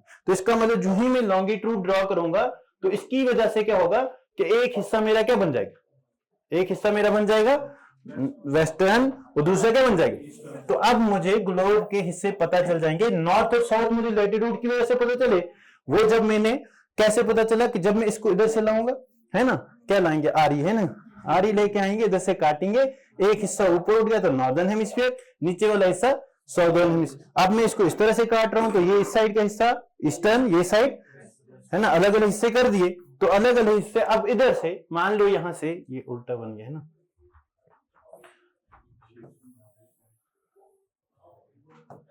चलो ये मान लो ये 90 डिग्री है नॉर्थ पोल, और ये क्या है 90 डिग्री साउथ पोल, ठीक है। तो अब जो ही इसको मैं देखूंगा कि मैंने लॉन्गिट्यूड ड्रॉ किया। अब लॉन्गिट्यूड इस तरह से ड्रॉ किया जाता है, जैसे मैं ये एक लाइन मान लूं, ये वाली ड्रॉ, ठीक है, ये लाइन है। तो पहला लॉन्गिट्यूड्स के बारे में पहली चीज, longitudes are vertical lines, longitudes are vertical line. और लॉन्गिट्यूड्स के बारे में देख लो ना, ये क्या करते थे, इक्वेटर जो है इस साइड से शुरू होता था, जीरो से शुरू होता था, जीरो पे ही चलता, जीरो से ही, इसी जीरो के आसपास घूमता था ना। इस पे क्या हो रहा है, ये अगर 90 डिग्री से शुरू हो रहा है, फिर कहां जा रहा है 90 डिग्री, फिर वापस से आ रहा है 90, मतलब 90 नॉर्थ से लेकर जा रहा है कहां तक, 90 साउथ तक। इसका मतलब लॉन्गिट्यूड्स कुछ जो है इस साइड में भी ड्रॉ किए होंगे, वेस्टर्न साइड में भी होंगे कुछ लॉन्गिट्यूड किस साइड में होंगे। जब मैं इसको काटूंगा कुछ लॉन्गिट्यूड कहां जाएंगे, अगर मैं इसका सेंटर ये मान, इसका सेंटर ये मान, जो उसका सेंटर था, लैटिट्यूड का सेंटर था, उसको हम कहते थे इक्वेटर, और इसको हम कहते हैं प्राइम मेरिडियन। इसको हम क्या कहते हैं, प्राइम मेरिडियन। इसका मतलब ये हो गया कि लॉन्गिट्यूड्स का दूसरा नाम मेरिडियंस होता है। लॉन्गिट्यूड्स का दूसरा नाम क्या होता है, मेरिडियंस होता है। अब लॉन्गिट्यूड्स को ड्रॉ किस तरह से किया जाता है कि इसको जो ही काटेंगे तो इसका मतलब अगर एक इधर आ जाएगा, दूसरा इसका हिस्सा उस साइड में चला जाएगा, यही होगा ना। नॉर्थ से नॉर्थ हमने काट दिया, एक हिस्सा उधर जा रहा है, एक हिस्सा, तो इसी तरह अब ये लॉन्गिट्यूड जो है, अलग अलग लॉन्गिट्यूड जो है वो ड्रॉ किए होंगे, इसी तरह लॉन्गिट्यूड्स होंगे। और लैटिट्यूड्स किस तरह से ड्रॉ किए थे, इस तरह से। अब ध्यान दो, क्या ये लैटिट्यूड कहीं कहीं पे कटते हैं, है नहीं, लैटिट्यूड और लॉन्गिट्यूड क्या है, आपस में कटते हैं। तो यही हमने कहा था कि एग्जैक्ट लोकेशन के लिए मुझे, अब अगर कुछ मुझे पता चली जाए कि मैं बोलूंगा इस वाले लॉन्गिट्यूड और इस वाले लॉन्गिट्यूड, इन दो लॉन्गिट्यूड्स के बीच में इस लैटिट्यूड और इस लैटिट्यूड के ऊपर जो है वो इंडिया है, तो एग्जैक्ट लोकेशन की तरफ आ रहे हैं, ठीक है। लॉन्गिट्यूड्स के बारे में अभी दो ही लाइनें। पहला, लॉन्गिट्यूड्स का पहला नाम वर्टिकल होती है, दूसरा इनको हम मेरिडियंस भी कहते हैं। जो 0 डिग्री मतलब 90 से 90 पे जो हमें सामने दिखती है, जो हमें सामने दिखती है, इसको हम कहते हैं प्राइम मेरिडियन। क्या कहते हैं, इस प्राइम मेरिडियन को हम ORR, दूसरा नाम क्या कहते हैं, टाइम लाइन भी कहते हैं। Time line, international time line है, सिर्फ टाइम लाइन। टाइम लाइन का मतलब हो गया, अगर कोई बंदा, जैसे ये है, अब इसमें जीरो मिले या नहीं, है नहीं, ये है, जैसे ये है, ये इंटरनेशनल डेट लाइन, ये जो रेड वाली दिखती है, ठीक है ना। अब ये जो लाइन है, इसके इधर हमने कहा जो ही हम इसको काटेंगे तो ये कौन सा साइड बनेगा, ईस्ट। ये कौन सा बनेगा, अगर किसी ने यहां से चलते चलते इधर चला गया, ये यहां से चलते चलते, है नहीं, अफ्रीका वाला निकला घूमते घूमते इंडिया आ गया, इंडिया वाला निकला घूमते घूमते, खेलने जाते ना, एक कंट्री से दूसरी कंट्री में जाएंगे तो आपने घड़ी में इधर अलग टाइम देखा तो उधर जाओगे। तो टाइम लाइन का मतलब हो गया कि अगर किसी भी पर्सन ने ईस्ट से वेस्ट या वेस्ट से ईस्ट क्या किया, ट्रेवल किया, उसको टाइम में चेंज दिखेगी। वो किस तरह से दिखेगी वो आगे देखेंगे। तो इस लाइन को हम कहते हैं, मतलब अगर किसी ने भी इस लाइन को क्रॉस किया तो टाइम में चेंजिंग होगी ही होगी। टाइम में चेंजिंग कैसे होती है कि AM और PM से ही हमें पता चलता है ना। AM होता है कौन सा टाइम, दिन वाला, PM कौन सा होता है, नाइट वाला, है नहीं। तो अब इसका, इसी लाइन को जो मैंने आगे से खींची थी इस तरह से 0 डिग्री, ठीक है, इस लाइन को जब मैं पूरा इधर से खींच के लाऊंगा, क्या आपको बैक साइड में दिख रही है जो मैंने लाइन खींची, नहीं दिख रही, आपको सिर्फ कौन सी दिख रही है, ये वाली दिख रही है, बैक साइड में नहीं दिख रही है। तो इस बोर्ड पे भी बैक साइड नहीं बना सकता, तो आपने याद रखना है कि फ्रंट पे जो 0 डिग्री पे मतलब 90 से 90, इसके इधर जाऊंगा तो ईस्ट, इधर जाऊंगा तो ये जो फ्रंट पे मुझे दिख रही है ये मेरी टाइम लाइन है। और इसके ठीक पीछे जो होगी, इसके ठीक पीछे जो होगी वो क्या होगी, उस लाइन को हम कहते हैं डेट लाइन, ठीक है ना। मतलब उसको पार करेगा तो डेट चेंज हो जाएगी, इसको चेंज करेंगे तो लाइन जो है वो क्या होगा, टाइम चेंज। वो कैसे होगा इसके बाद करेंगे, फिलहाल अब अभी इतना ही याद रखो कि 0 डिग्री पे जो 90 से 90 जो फ्रंट पे दिखती है इसको हम प्राइम मेरिडियन कहते हैं, और प्राइम मेरिडियन के साथ साथ इसको हम टाइम लाइन भी कहते हैं। इसके ठीक अपोजिट में जो बैक साइड में जो लाइन है 1, अब ये है 0, ये है 0। सर्कल पूरा कोई घूमता है तो कितनी एंगल घूमता है, 360। अब 360 को मैंने आधा कर दिया इधर, आधा इधर, तो इसका मतलब यहां से शुरू करेगा यहां तक पहुंचेगा तो कितना होगा, या यहां से भी आएगा तो कितना होगा। इसका मतलब ये 0 डिग्री है तो पीछे वाला क्या है 180 डिग्री। तो 180 डिग्री ईस्ट या वेस्ट जाने पे पीछे जो लाइन है वो मेरी कौन सी लाइन, डेट लाइन है। उसको पार करने पे डेट चेंज होगी, वो हम न्यूमेरिकल से देखेंगे कि कैसे कैसे होगा। ठीक है, फिलहाल अभी आप इतना याद रखो कि डेट लाइन और कौन सा टाइम लाइन, ये भी लॉन्गिट्यूड्स ही है। अब जैसे उसमें आपने पढ़ा कि जो लैटिट्यूड्स हैं उनके बीच में डिस्टेंस जो है वो बराबर है, उनके बीच में डिस्टेंस जो है वो क्या है, क्या लॉन्गिट्यूड्स में भी डिस्टेंस बराबर है। अगर मैं पोल पे देखूं तो डिस्टेंस क्या है, 2 लॉन्गिट्यूड्स को देखो, आप ग्लोब पे भी एक बार देख लेना, पता नहीं उधर से दिखेगा, एक बार जाते जाते जब निकलोगे ना, है ना, तब देख के जाना। ठीक है, तो ऊपर टॉप पे जो है जो मैंने ड्रॉ किया यही मान लो। तो इधर जो डिस्टेंस है, क्या जिधर इतनी डिस्टेंस है 2 लॉन्गिट्यूड, अगर मैं एक लॉन्गिट्यूड ये मान लू, ये वाला और दूसरा ये वाला, ठीक है, इधर जितनी डिस्टेंस है इनके बीच में, क्या इधर भी उतनी है, जो इधर डिस्टेंस है क्या वो भी इतनी है, क्या इधर भी इतनी है। तो इससे मुझे लॉन्गिट्यूड्स की एक और बात पता चलती है कि जो ही लॉन्गिट्यूड इक्वेटर से ऊपर या इक्वेटर से, तो इनके बीच में डिस्टेंस जो है वो क्या हो रही है। तो इसमें आपको याद रखने वाली डिस्टेंस तभी याद रखना जब इक्वल हो, वही इंपॉर्टेंट। ठीक है ना, इसमें वेरी करेंगे, इक्वेटर के पास में डिस्टेंस क्या है कम, और दूसरा जो है ऊपर जो है वो क्या है ज्यादा। दूसरा लैटिट्यूड्स हमें इक्वेटर के पास ज्यादा, पोल्स के पास जाएंगे तो डिस्टेंस बिटवीन 2 लैटिट्यूड लॉन्गिट्यूड जो है वो क्या है कम है। ठीक है, अब इसके बाद लॉन्गिट्यूड्स हमें हेल्प करते हैं किस किस में, कि किसी जगह का टाइम कितना होगा वो बताने में हेल्प करेंगे। दूसरा, अब टाइम में कैसे हेल्प करते हैं, जैसे हम बोले कि अर्थ जो है वो रोटेट करती है। ठीक है, अर्थ जो है वो क्या करती है, रोटेट करती है 24 आवर्स में पूरा रोटेशन करती है, तो हम कहते हैं डे एंड नाइट होता है, यही होता है 24 आवर्स में, मतलब पूरा रोटेशन है। तो किस तरह से रोटेशन करेगी, तो कितने डिग्री का एंगल होगा, पूरा डिग्री रोटेट करे तो कितने डिग्री 360। तो मैं बोलूं 24 आवर्स में ये 360 डिग्री जो है वो रोटेट कर रही है, इतना ही कर रही है। 24 आवर्स में 360 है, मुझे बोलो एक घंटे में कितना रोटेट करेगी। ये 24 इधर है, इसको हटा दो तो ये यहां मल्टीपल है, वहां जाएगा तो क्या बनेगा डिवाइड, तो 24 डिवाइड ये हो जाएगा 24 1 तो 15 डिग्री, कितना। तो याद रखना है यहां से कि एक घंटे में, अगर एक घंटा आप कहां से कहां जाओगे, ये आपकी टाइमलाइन है ना, ये आपका टाइमलाइन। अगर आपने 15 डिग्री चेंज कर लिया, आपने 15 डिग्री इधर या इधर चले गए, तो आपको एक घंटे का फर्क दिखेगा। कितने घंटे का, और कम करें तो मैं बोलूं एक आवर जो है, ये एक आवर जो होता है वो होता है किसके बराबर, 60 मिनट्स के बराबर, यही होता है। तो 60 मिनट किसके बराबर, 15 डिग्री के बराबर। ये मैं बोलूं 1 मिनट में फिर कितना होगा, इसको मैं 15 1 15 15 4 तो मैं बोलूं कि एक डिग्री जो है 4 मिनट में एक डिग्री जो है वो टाइम बदलता है। अर्थ जो ही रोटेट करेगी, मतलब आपने ट्रेवल करते करते क्या किया, एक डिग्री अगर इधर गए या इधर गए, तो आपके टाइम में 4 मिनट का जो है वो फायदा होता जाए। ठीक है, और इसी को नजर में रखते हुए एक परमानेंट लॉन्गिट्यूड ड्रॉ कर दिया गया, जो जिसको हम जीएमटी कहते हैं। ठीक है, जीएमटी हो गया ग्रीनविच मीन टाइम, है नहीं, और इंडिया का भी है इसी तरह आईएसटी। ठीक है ना, तो ग्रीनविच मीन टाइम हो गया कि ग्रीनविच, आप जब बुक पे देखोगे, मैप पे देखोगे, आपको ये रेड लाइन जो है ये क्या है, ये सीधी नहीं दिखती है नहीं, ये टिल्ट दिखती है इस तरह से, यहां से इस तरह से, इस तरह से इस तरह, ये इस तरह इसलिए टिल्ट किया है ताकि जब ये लाइन ड्रॉ करी गई थी तो इसको अवॉइड किया जाए। अवॉइड किससे किया जाए, ताकि ये लैंड के ऊपर से ना गुजरे। अगर लैंड के ऊपर से गुजरे और उसी लैंड का 2 हिस्से बन गए, कोई कंट्री जैसे ग्रीनविच जो है लंदन के ईस्ट या वेस्ट में लाई करता है, अब आप उसको लैंड के बीच में से लेते तो वो जो है उन आइलैंड्स की छोटे छोटे जो वहां पे आइलैंड है उनमें अलग अलग टाइम बन जाता, उनमें अलग अलग।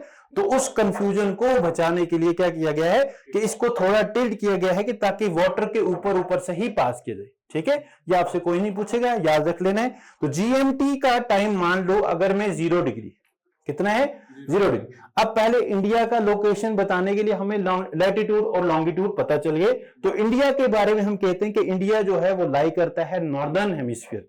एग्जैक्ट लोकेशन या एग्जैक्ट पोजीशन पूछो तो इंडिया जो है वो लाई करता है कहां पे, नॉर्दर्न हेमिस्फीयर में। नॉर्थर्न हेमिस्फीयर में भी कहां के, नॉर्थ के ईस्टर्न हेमिस्फीयर में।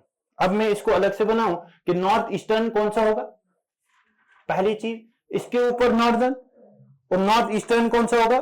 अगर मैं इसको यहां से डिवाइड करूं तो ये वाला नॉर्थ ईस्टर्न, ये वाला नॉर्थ ईस्टर्न है। तो नॉर्थ ईस्टर्न में इंडिया यहां पे लाई करता है। अब इस जगह को, इंडिया को आपने लोकेट करना है। तो लोकेट करने के लिए इनका टेस्ट है, इनको जाने दो।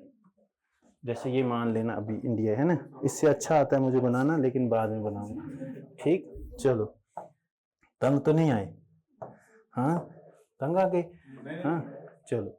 तो अब अभी टाइम है ना, अभी बहुत टाइम, तभी हाँ बस ये मुझे खत्म करने दो ना, फिर उसके बाद हम चैप्टर पे आ जाएंगे, वहां से मैं आपको 5 मिनट ब्रेक। ठीक है ना, अभी ये बस ये बार बार आपको लैटिट्यूड आपने याद नहीं करना। याद क्यों नहीं करना, जैसे इसका क्वेश्चन के प्री में भी इस बार आया, सीधा सीधा क्वेश्चन था, इंडिया के लैटिट्यूड लॉन्गिट्यूड क्या है। क्या अब मैं आपसे पूछूं कि इंडिया जो है वो इस रीजन में लाई करता है, ये है नॉर्थ, ये है साउथ, ये है नॉर्थ ईस्ट, ये है साउथ ईस्ट, ये क्या है साउथ वेस्ट, ये है नॉर्थ वेस्ट, ये है साउथ वेस्ट और साउथ ईस्ट। अब क्वेश्चन जैसे अभी लैटिट्यूड लॉन्गिट्यूड का वैल्यू मुझे नहीं पता, अब डायमेंशन दे दिया, कुछ भी वैल्यू होती। अब इंडिया कैसे होगा, जब मुझे इंडिया का एग्जैक्ट लोकेशन कैसे पता चलेगा कि इंडिया का सबसे पहले इस साइड वाली जो स्टेट है इसको जो लॉन्गिट्यूड टच करता होगा, दूसरा मुझे इधर से इंडिया की ये वाली स्टेट जो है इसको देखना है कि कौन सा टच कर रहा है, और फिर नीचे से इस तरह की लाइनें भी है ना, ये वाली लाइन जो है लैटिट्यूड है और ऊपर से भी लैटिट्यूड है। ठीक है ना, जब मुझे ये लैटिट्यूड पता चल जाएगा, ये लैटिट्यूड, ये लॉन्गिट्यूड और ये लॉन्गिट्यूड मुझे पता चल जाएगा, तो मैं बोलूंगा मुझे इंडिया का एग्जैक्ट लोकेशन पता है। अब मेरा क्वेश्चन है कि क्या इंडिया के लैटिट्यूड या लॉन्गिट्यूड के साथ कभी भी नॉर्थ वेस्ट, साउथ वेस्ट या साउथ ईस्ट वाला डायमेंशन हो सकता है। जैसे अभी आपको नहीं पता, मैं बोलूं इंडिया का लैटिट्यूडनल लेंथ है 6 डिग्री 6 डिग्री 4 मिनट्स साउथ, और ऊपर लिखूं 37 डिग्री 25 मिनट्स नॉर्थ।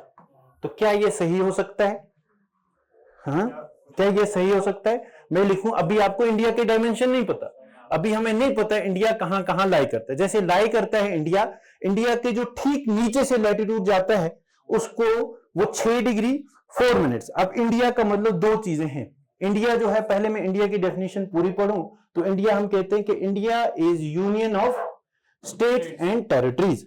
स्टेट्स कितनी है 28, और यूनियन टेरिटरीज हाँ कितनी है 6। पक्का भरोसा है, हाँ कितनी है, कितनी है, चलो अगर नहीं पता बरादरी फैसला कर लो कितनी है, 8। चलो बरादरी ने 8 बोल दिया तो मैं भी 8 ही बोलूंगा, है ना। तो सबसे पहली चीज आपने एग्जाम देना है तो आपको इंडिया की स्टेट्स और क्या पता होनी चाहिए। ठीक है, यहां देख लो, अब इंडिया का आपको क्या होना चाहिए, एक तो इंडिया का आपको स्टेट्स और साथ ही साथ में क्या होना चाहिए, तो इंडिया ये याद होना चाहिए, मैं कल पूछूंगा, ये है कुछ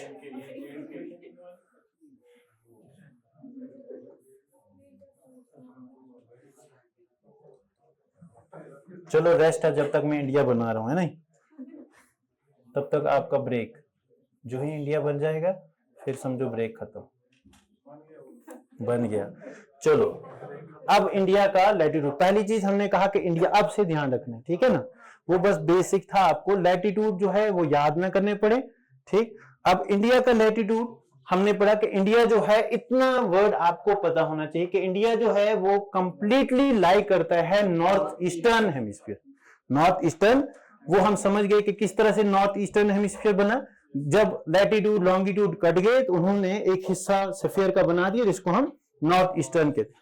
इंडिया का, अब इंडिया कितना है कि हम कहते हैं कि इंडिया जो है वो यूनियन है स्टेट्स का और साथ ही साथ किसका, यूनियन टेरिटरीज का, है ना। यूनियन है स्टेट्स और यूनियन, 28 स्टेट, उनकी कैपिटल भी पता होनी चाहिए और साथ ही साथ उनका जो यूनियन टेरिटरी है उनका, हाँ जी। दूसरा चीज ये भी पता होना चाहिए कि कौन सी स्टेट कहां पे है, कौन सी स्टेट सबसे ज्यादा स्टेट्स के साथ बॉर्डर शेयर करती है, कौन सी स्टेट सबसे कम स्टेट्स के साथ बॉर्डर शेयर करती है, कौन सी स्टेट्स हैं जो किसी नेबरिंग कंट्री के साथ मैक्सिमम बॉर्डर शेयर करती है। यही पॉइंट्स हैं जो आपने याद, ठीक है। तो पहली चीज इंडिया, पहले लैटिट्यूड लॉन्गिट्यूड देखें तो इंडिया को जब हम लॉन्गिट्यूड ड्रॉ करते हैं तो यहां से एक लॉन्गिट्यूड इस तरह से ड्रॉ होता है, दूसरा लॉन्गिट्यूड जो है वो इस तरह से आता है तो इस तरह से ड्रॉ हो जाता है, ठीक है। और इधर से भी एक लैटिट्यूड जो है जाता है जो इंडिया के इस नीचे वाले पॉइंट को कट करके जाता है। लेकिन इंडिया इतना ही नहीं है, इंडिया के कुछ आइलैंड्स भी हैं जो यहाँ पे है जिनको हम अंडमान है। तो मतलब इंडिया का एक और लाइन जो है, इसको थोड़ा ऊपर कर देते हैं, दिख रहा है उधर, चलो। तो एक और लाइन यहां नीचे से जाती है जो इंडिया के इस लास्ट वाले आइलैंड को टच करते हुए जाती है। और इससे नीचे ये जो लाइन है, हमने कहा कि इंडिया जो है इस लाइन से तो ऊपर लाई करती है और ये लाइन आपकी 0 डिग्री है जिसको हम इक्वेटर बोल के आए, ठीक है। तो इंडिया के लैटिट्यूड, इसी तरह ऊपर से भी इंडिया का यहां से एक लैटिट्यूड है जो टच करते हुए निकल जाएगा, ठीक है। तो इंडिया हमें पता चल गया। अगर मुझे ये लैटिट्यूड लॉन्गिट्यूड पता चल जाए तो इंडिया भी मुझे पता चल जाएगा। अब इंडिया के लैटिट्यूड लॉन्गिट्यूड याद रखने, पहला एक होता है इंडिया, दूसरा मैं बोलूं मेनलैंड इंडिया, इनमें फर्क है, ठीक है ना। एक है इंडिया, दूसरा क्या है। अब अगर आपके क्वेश्चन में इंडिया आ गया या मेनलैंड इंडिया आ गया तो आपने उसी हिसाब से आंसर देना। अगर मैं बोलूं इंडिया, जब मैं इंडिया बोलता हूं तो इंडिया का मतलब 28 स्टेट्स प्लस 8 यूनियन टेरिटरीज। अगर मैं बोल रहा हूं मेनलैंड, मेनलैंड मतलब सिर्फ ये मेनलैंड की बात कर रहा हूं जो बाहर है, इधर से आपके लक्षद्वीप आइलैंड है वो बाहर है, उसको इसको छोड़ के बात कर रहा हूं, ठीक है। तो इस पे क्वेश्चन पूछ लिया जाए कि इंडिया का पहला, अब इंडिया का जो जहां पे ये इसका, जहां पे ये कट करता है वो इंडिया का सबसे नॉर्दर्न मोस्ट पॉइंट है, और ये जहां पे ये कट करेगा यहां पे इंडिया का सबसे साउदर्न मोस्ट, और इंडिया का यहां पे एक नेबरिंग स्टेट भी है जिसको हम क्या कहते हैं, श्रीलंका, है नहीं। अब इसी तरह इधर जहां पे कट करता है तो ये इसका कौन सा पॉइंट है, ईस्टर्न या वेस्टर्न, ये इंडिया का कौन सा, वेस्टर्न, और ये जो है इंडिया का कौन सा। तो सबसे पहला चीज, अगर ज्यादा नहीं तो पहले ये वाली स्टेट्स पकड़ लो जो नॉर्थ ईस्ट सबसे नॉर्दर्न।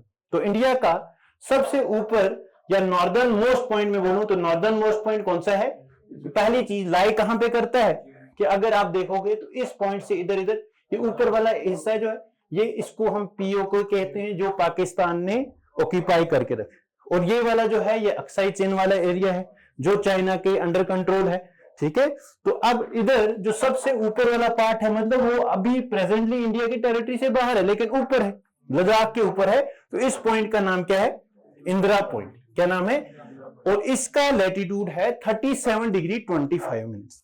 कितना, 37 डिग्री 25 या 37 डिग्री 6 मिनट्स, 37 डिग्री 6 मिनट, ठीक है ना, 37 डिग्री 6 मिनट। और नीचे वाला जो ये वाला पॉइंट, इसका नाम पहला पॉइंट, इंडिया का नॉर्दर्न मोस्ट पॉइंट जो है वो कौन सा है, इंदिरा पॉइंट। कौन सा पॉइंट, इंदिरा पॉइंट। और ऊपर जो सबसे ऊपर वाला लैटिट्यूड है ये 37 डिग्री 6 मिनट्स है, ठीक है, 37 डिग्री 6 मिनट्स नॉर्थ। इसी तरह इंडिया का साउदर्न मोस्ट पॉइंट 2 है।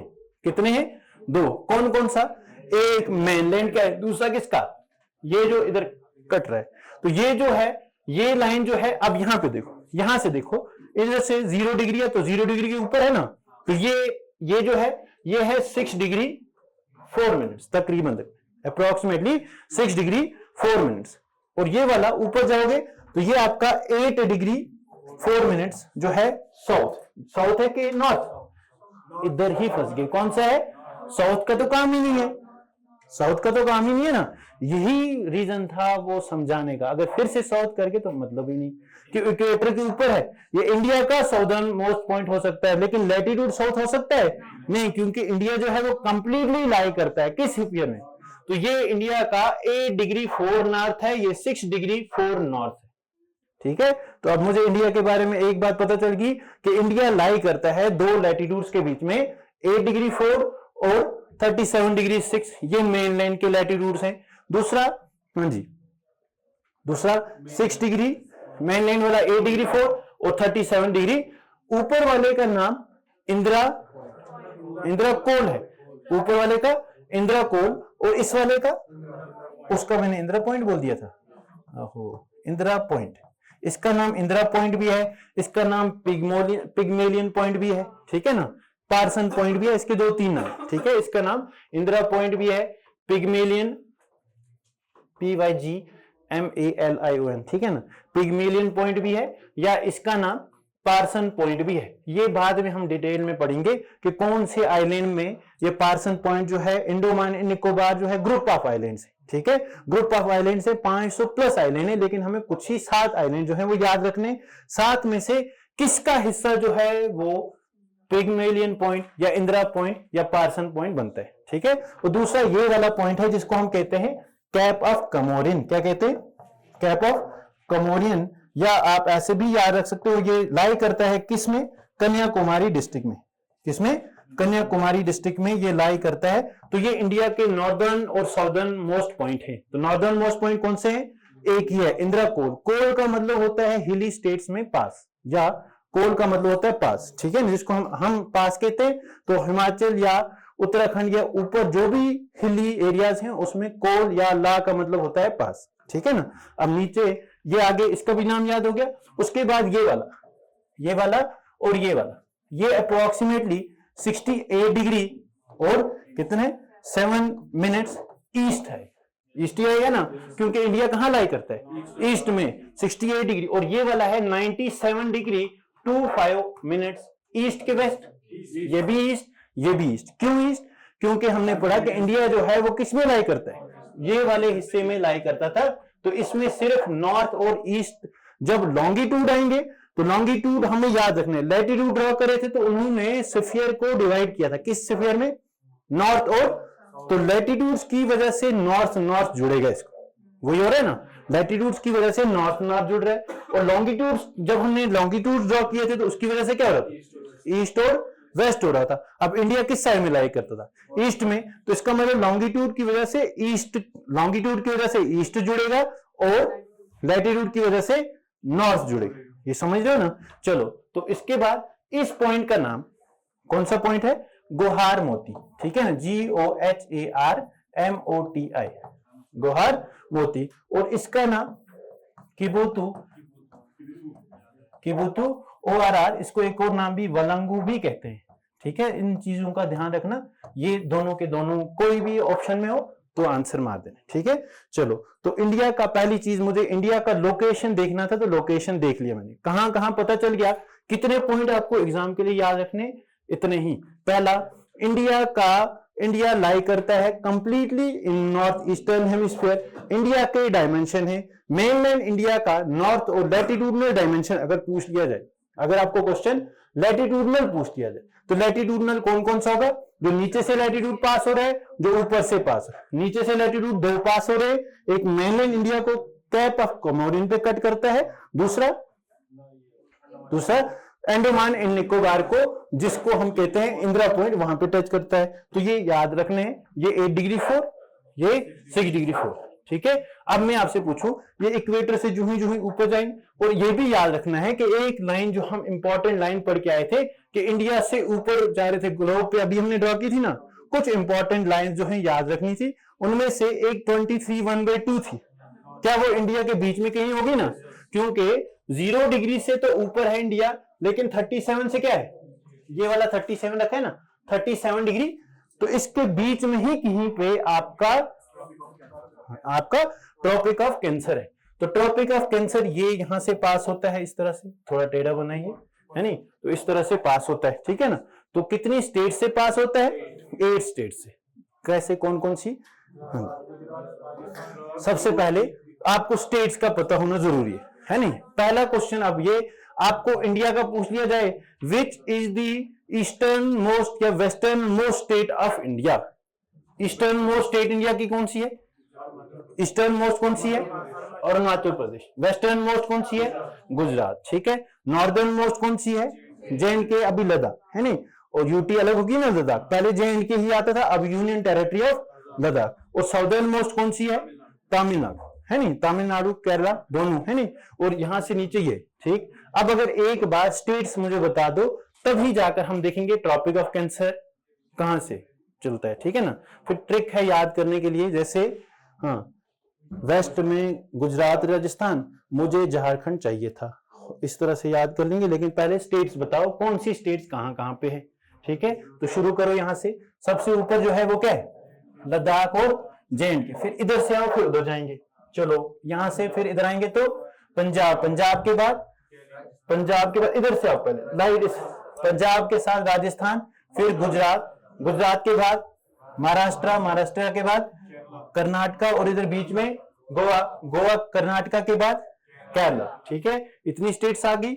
उसके बाद जब इधर वो मुड़ेंगे तो पहले कोस्टल बाउंड्री वाली देखते, जो बाउंड्री टच करे, यहां से टच करेंगे तो यहां से आपका तमिलनाडु, फिर आंध्र प्रदेश, उड़ीसा, तेलंगाना अंदर को। ठीक है ना। बाहर वाली उड़ीसा, फिर वेस्ट बंगाल। ऊपर से इधर से आएंगे तो हिमाचल, उत्तराखंड है ना, फिर उसके बाद उत्तर प्रदेश यहाँ पे है ना, उत्तर प्रदेश, फिर साथ में बिहार, बिहार के साथ में यहाँ पे सिक्किम। ठीक है। फिर नीचे आएंगे, इधर वेस्ट बंगाल है। अब अंदर वाली स्टेट्स गिने, इधर से वापस आए, यहाँ पे, यहां से मध्य प्रदेश से नीचे पहले तेलंगाना, तेलंगाना के साथ में नहीं, पहले तेलंगाना, तेलंगाना के साथ उड़ीसा, उड़ीसा के साथ इधर एमपी, एमपी के साथ यहीं पे छत्तीसगढ़, एमपी के साथ में छत्तीसगढ़। फिर ऊपर जाओगे तो आपका झारखंड, फिर झारखंड के साथ इधर बीच में हरियाणा, हरियाणा का बॉर्डर, फिर यूपी, यूपी के ऊपर उत्तराखंड।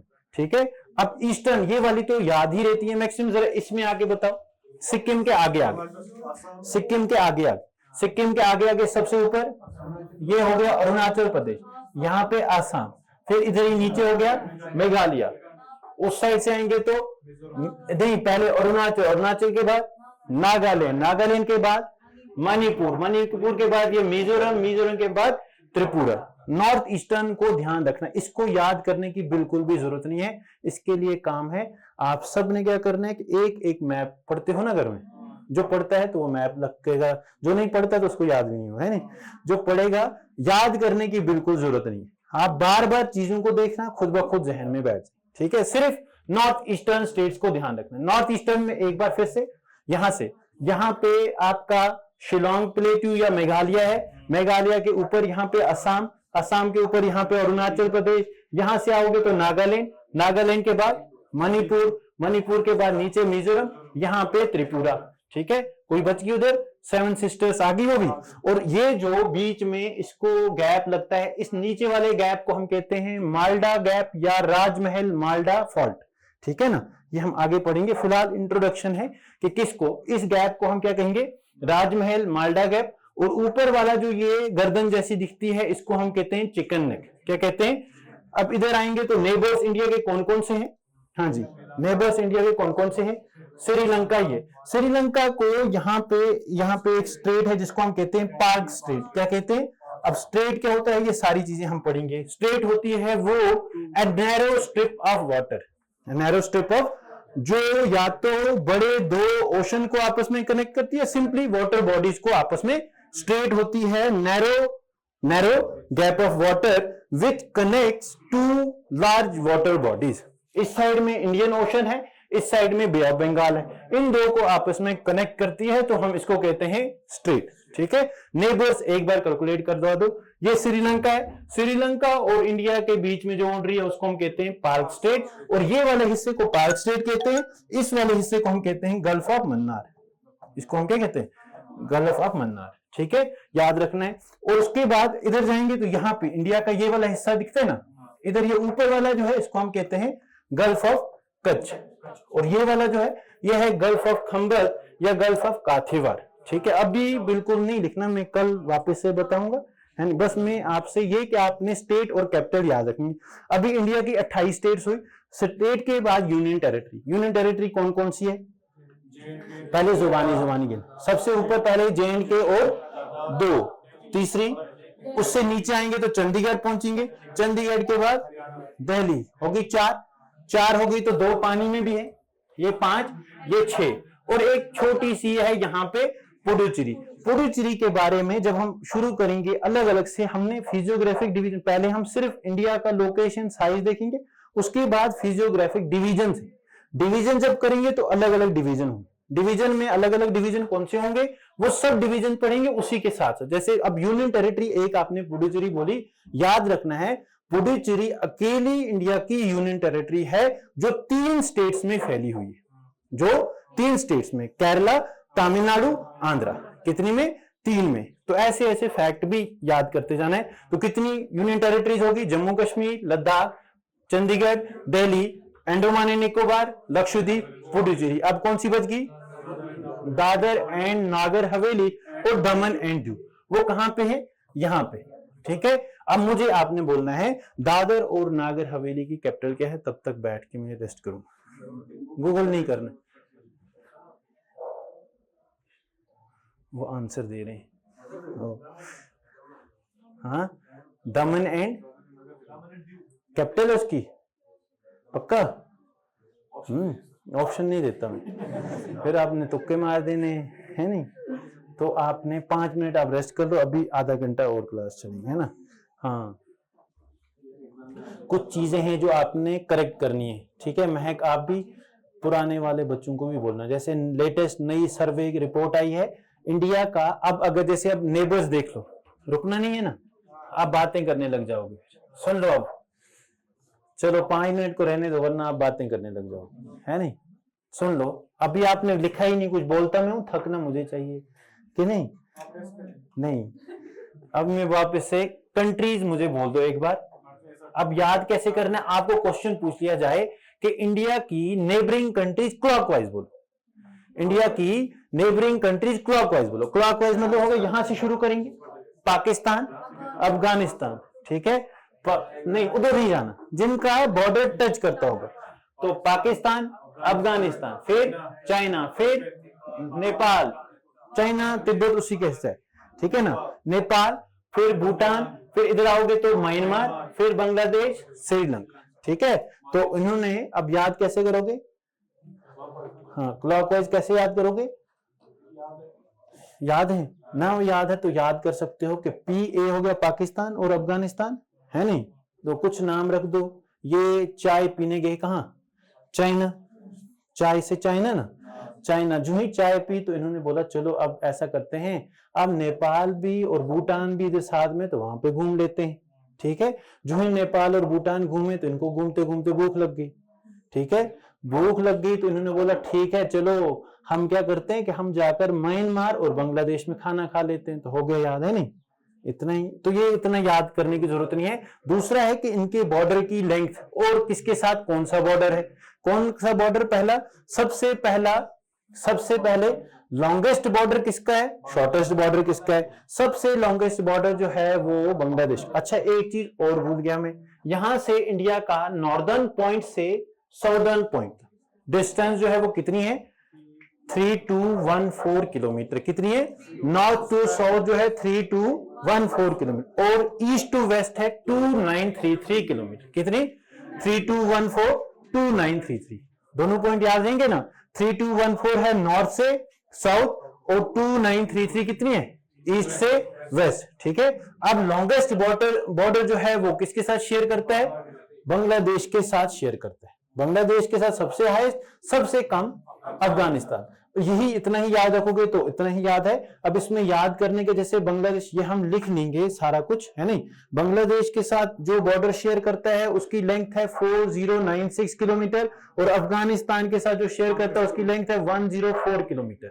उससे बांग्लादेश के बाद दूसरा जो लाइन है वो शेयर करता है वो कम है चाइना के साथ 3488 किलोमीटर, है नहीं। फिर इसी तरह 3323 पाकिस्तान। तो टॉप 3 हो जाएंगे कौन सा?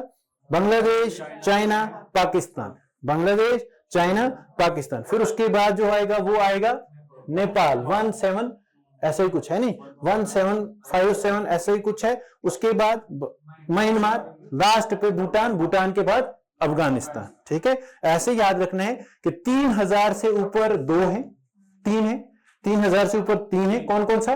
पाकिस्तान, पाकिस्तान से ज्यादा चाइना, चाइना से ज्यादा बांग्लादेश। अब आपके लिए क्वेश्चन ये याद रखना उतना इंपॉर्टेंट नहीं है, ये याद रखना है कि कौन सी स्टेट्स है, या मैं बोलूं कि कौन सी चाइना के साथ या अफगानिस्तान के साथ या बांग्लादेश के साथ कौन कौन सी स्टेट जो है वो क्या करती है।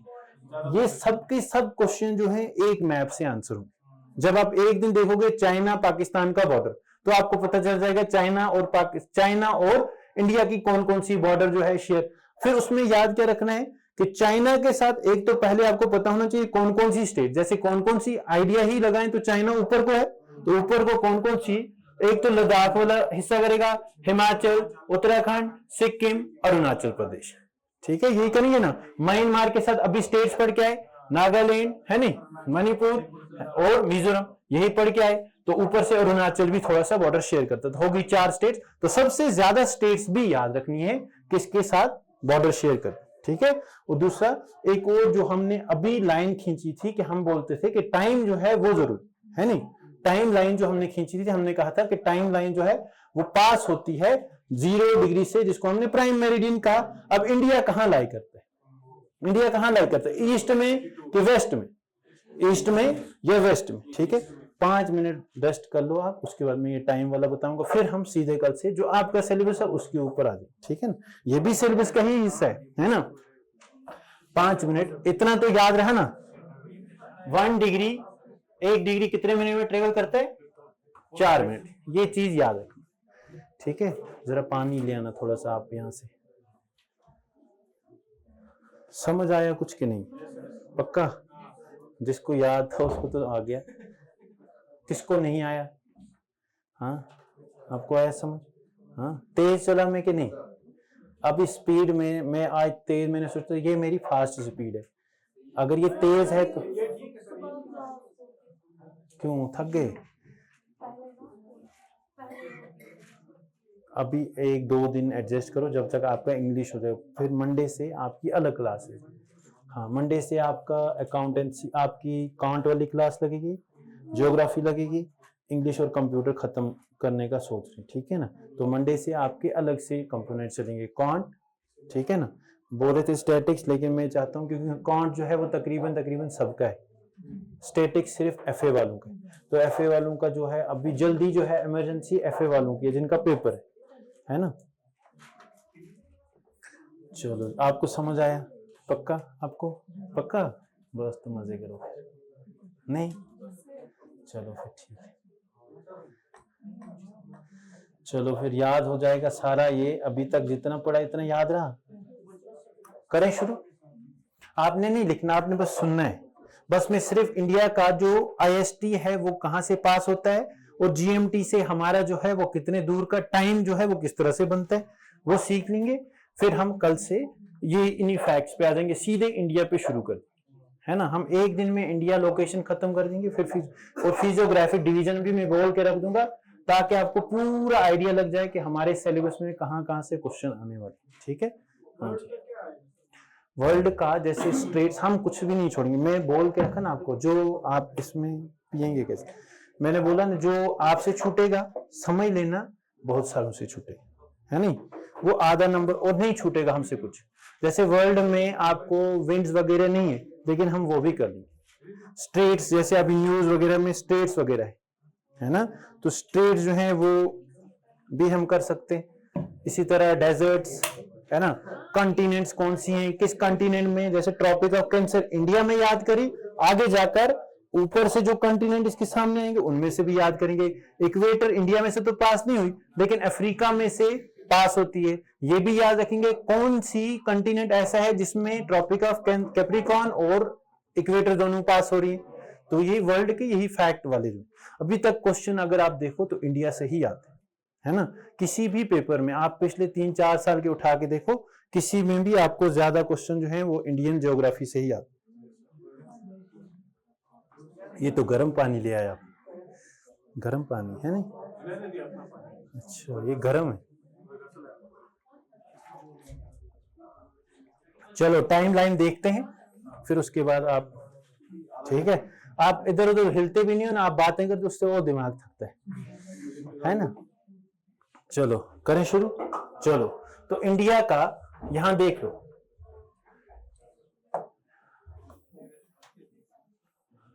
ये लाइन है, ठीक है, ये लाइन है। अब इसको हमने कहा, ये जो है ये हमने मान ली थी कौन सी लाइन, मान लो प्राइम मेरिडियन है, ये जीएमटी है। अब इंडिया जो है वो हमारे हिसाब से अब इधर को लाई करेगा, तो यहां पे कहीं इंडिया है, ठीक है, ये इंडिया है। इंडिया के ठीक एक इधर से लाइन गुजरती है, और इंडिया के ठीक एक लॉन्गिट्यूड इधर से जा रहा है, एक लॉन्गिट्यूड इधर से भी जाएगा, है ना, यही है इंडिया। तो अब हमें इंडिया का, हमने कहा कि ये है 0 डिग्री प्राइम मेरिडियन, जिसको हमने टाइम लाइन कह दिया। अब इंडिया जो है इसके इस साइड में लाई करता है। अब आपने एक चीज और याद रखनी है, एक होता है रोटेशन और होता है रेवोल्यूशन, दो चीजें होती हैं, एक रोटेशन दूसरा क्या, रोटेशन और रेवोल्यूशन में फर्क है। जैसे इस ग्लोब को मैं उठाऊं, एक है सन, सन को हम ज्योग्राफी में पढ़ते हैं कि एक है सन का एग्जैक्ट पोजीशन, जैसे हमारी सबकी एग्जैक्ट पोजीशन है ना। सन का हम कहते हैं कि एपरेंट मूवमेंट, एपरेंट मूवमेंट का मतलब क्या हो गया कि जो अर्थ है वो रोटेट करती है, सन रोटेट, जैसे ये फैन है ये रोटेट ही ना कर, अब ये फैन या ये बल्ब जो है वो मान लो सन है, अब ये सन है, अर्थ इस तरह से है। पहली चीज ये टिल्ट करके अगर मैं उसी को सन मान लूं, ये जो हिस्सा है ये सन की तरफ है, या मैं इधर सन रख लूं, ये बोतल जैसे मान लो ये सन है, ये गिर जाएगा ना, इसको भी चक्कर आ रहे हैं, बोतल तो नहीं गिरेगी, ग्लोब ही, दुनिया गिर रही है नहीं, इसका मतलब दुनिया गिर रही है, आप डरो, गिरने से नहीं डरो, है नहीं। हाँ जी हाँ, तो ये ज़लज़ला हुआ तभी ये हो रहा है। चलो तो ये अर्थ है।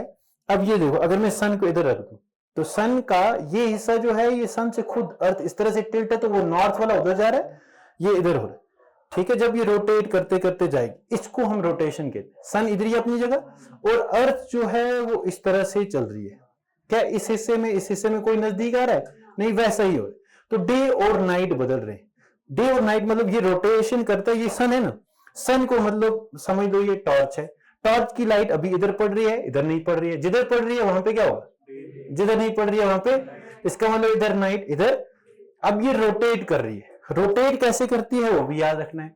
अर्थ जो है वो रोटेट करती है, पहली चीज फ्रॉम वेस्ट टू ईस्ट, अर्थ जो है रोटेट करती है कहां से कहां, वेस्ट टू ईस्ट। दूसरा याद रखना है, रोटेट करती है from west to east in anti clockwise direction. किस डायरेक्शन में? अब एंटी क्लॉकवाइज जैसे ये है, क्लॉकवाइज होता है, बोतल को बोलना गिरना नहीं, तो ये है। अब ये है अर्थ, रोटेट करी, ये इस तरह से भी घूम सकती है, इस तरह से भी घूम सकती है। क्लॉकवाइज कौन सा होगा? एंटी। अगर मैं घड़ी ऐसे नीचे छोड़ दूं, घड़ी की सुई इधर से इधर को आएगी, मान लो ये 6 है, ये 12 है। अब घड़ी की सुई इधर से इधर आएगी कि इधर से इधर आएगी, किधर से, इधर से ऐसे आएगी ना, तो ये क्लॉकवाइज हो। और दूसरा एंटी क्लॉकवाइज कौन सा हो गया? उल्टा हो जाएगा। तो इसका मतलब अर्थ जो है, अब अगर घड़ी की सुई है वो किस तरह से घूम रही है, इस तरह से, तो एंटी क्लॉक किस तरह हो जाएगी, इस तरह। अब सन इधर है, सन की रेज इधर पड़ रही है, इस साइड में मतलब नाइट है, इस साइड में क्या है? जब ही ये रोटेट करता जाएगा, रोटेट कर रही है फ्रॉम वेस्ट टू ईस्ट, जो जो हिस्सा इसके सामने आ रहा है उसको, ये तो हिल नहीं ना रहा, ये लाइट इस पे पड़ रही है, इस पे लाइट आकी, ये घूम के इस तरह है, तो ये कंप्लीट रोटेशन करता है। हम कहते हैं कि पूरा सर्कल कैलकुलेट करते हैं 24 घंटे में। तो इस रोटेशन की वजह से हो गया, रोटेशन की वजह से क्या बना? डे और नाइट, रोटेशन की वजह से। दूसरा होता है रेवोल्यूशन। रेवोल्यूशन का मतलब जैसे ये, ठीक है, रेवोल्यूशन का मतलब ये, रेवोल्यूशन का मतलब अब ये हो गया, अब अर्थ ये इसको एलिप्टिकल पाथ में, मतलब ये सन है, ये हिलेगा नहीं, अर्थ एक तो रोटेट भी कर रही है, रोटेट करते करते साथ में इस तरह से भी चल रही है, रेवोल्यूशन भी कर रही है, ठीक है। तो रोटेशन होता है अपनी जगह पे मूव करना, रेवोल्यूशन होता है सन के इर्द गिर्द उसके ऑर्बिट में घूमना। तो इससे क्या होगा, जैसे अभी सन, ये अर्थ है, ये इधर है ना, अब ये अर्थ इधर से घूमते घूमते इधर आई, जैसे इस पे मैं बोर्ड पे दिखाऊं, जैसे ये मान लो सन इसका कहीं पे ये स्टेशनरी है। ये भी याद रखना कि जो सन के अर्थ का एलिप्टिक पाथ है, एलिप्टिकल ऑर्बिट है, ये थोड़ा एलिप्टिकल या इलोंगेटेड है। मतलब सन एकदम सेंटर में नहीं है, सन एकदम सेंटर में नहीं है, थोड़ा सा एक साइड को है, जिसकी वजह से क्या है कि अगर मैं बोलूं कि अर्थ ये है, अब अर्थ हम कहते हैं कि अर्थ इस तरह से नहीं है, अर्थ इस तरह से नहीं है, बल्कि अर्थ जो है थोड़ी इस तरह से टिल्ट करके, ठीक है, कितने डिग्री टिल्ट करके है, 23 1/2 डिग्री टिल्ट करके है, किस पे, अपने नॉर्मल वाले प्लेन से, ठीक है।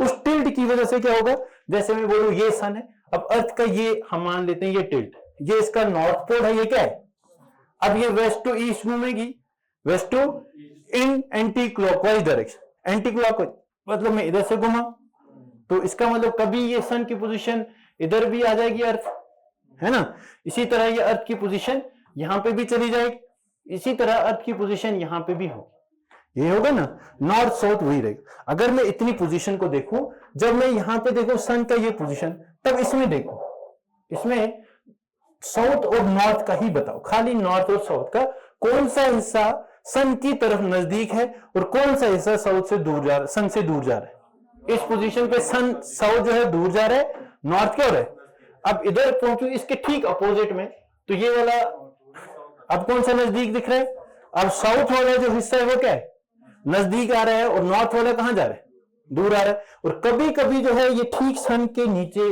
जमीन आ जाएगी, ठीक है। तो इसी को हम कहते हैं कि apparent position of sun, exact नहीं, एपरेंट पोजीशन जो हमें दिखती है, जो हमें दिखती है, इस दिखने की वजह से क्या होगा, अगर नॉर्दर्न हेमिस्फीयर सन के सामने आ गए तो मैं बोलूंगा नॉर्दर्न हेमिस्फीयर में गर्मी होगी, क्योंकि वो ठीक सन के सामने है, और साउदर्न हेमिस्फीयर में क्या होगा, क्योंकि यहां से रे की लेंथ नॉर्थ में इतनी है, साउथ में इतनी है, जितनी रे की लेंथ जितनी ज्यादा दूर, जैसे मैंने इधर हीटर लगा दिया, हीटर की रे एक हो गया स्ट्रेट जा रही है, दूसरी इस तरह से स्लॉट जा रही है, तीसरी इधर भी जा रही है, अब एक है स्ट्रेट, जहां पे स्ट्रेट जा रही है वहां पे हीट की इंटेंसिटी क्या होगी, जिधर स्लांट होगी तो उधर उसकी वजह से, तो इसका मतलब जिसका जो सीधा इक्वेटर सीधे आता है तो उसके ऊपर ज्यादा गर्मी होगी, जो इक्वेटर के ऊपर नीचे है तो उस पर क्या होगी, टेम्परेचर डिफरेंस होगा। अब हम कहते हैं कि जो हिस्सा नजदीक है, जो हिस्सा नजदीक, नॉर्थ नजदीक है तो नॉर्थ में टेम्परेचर ज्यादा होगा, इसी वजह से हमें क्या दिखता है कि जब हमारे यहाँ पे नॉर्थ में गर्मी ज्यादा होगी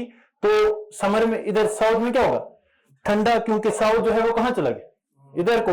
दूसरा इस हिस्से में क्या होगा, साउथ में ज्यादा गर्मी होगी तो नॉर्थ में गर्मी क्या होगी, कम। तो इसको मतलब ये मैं बोलूं कि रोटेशन की वजह से डे और नाइट बनते थे, रेवोल्यूशन की वजह से क्या हो रहा है, गर्मी और ठंडक आ रही है, और गर्म और ठंडे को ही हम सीजन कहते हैं, तो ये चीज भी याद रखनी है, रोटेशन से डे और नाइट बनते हैं, रेवोल्यूशन से सीजन बनते हैं। तो सीजन कैसे, या फिर उसको हम समझने के लिए हम कहते हैं कि ये, अब इसमें दो कंडीशन भी बनती है, आपको दिख रहा है कि एक बार सन जो है वो अर्थ के नजदीक है, एक जो है वो सन के नजदीक है, दूसरे पोजीशन पे अर्थ जो है वो सन से बहुत दूर दिखता है, ठीक है। तो इन पोजीशंस को हम कहते हैं एपीहिलन और पेरिहिलन वाली पोजीशन। पेरी मींस दूर और एपी मींस नजदीक, ठीक है। और ये तकरीबन ये लिख लीजिए कि 152 और 147 मिलियन जो होती है, इतनी जो है इनकी डिस्टेंस रहती है, ठीक है ना। अब टाइम जोन किस तरह से होती है, चलो जी, टाइम जोन किस तरह से होता है, हाँ, तो रोटेशन हो रहा है, तो रोटेशन की वजह से टाइम जोन आएगा, ठीक है।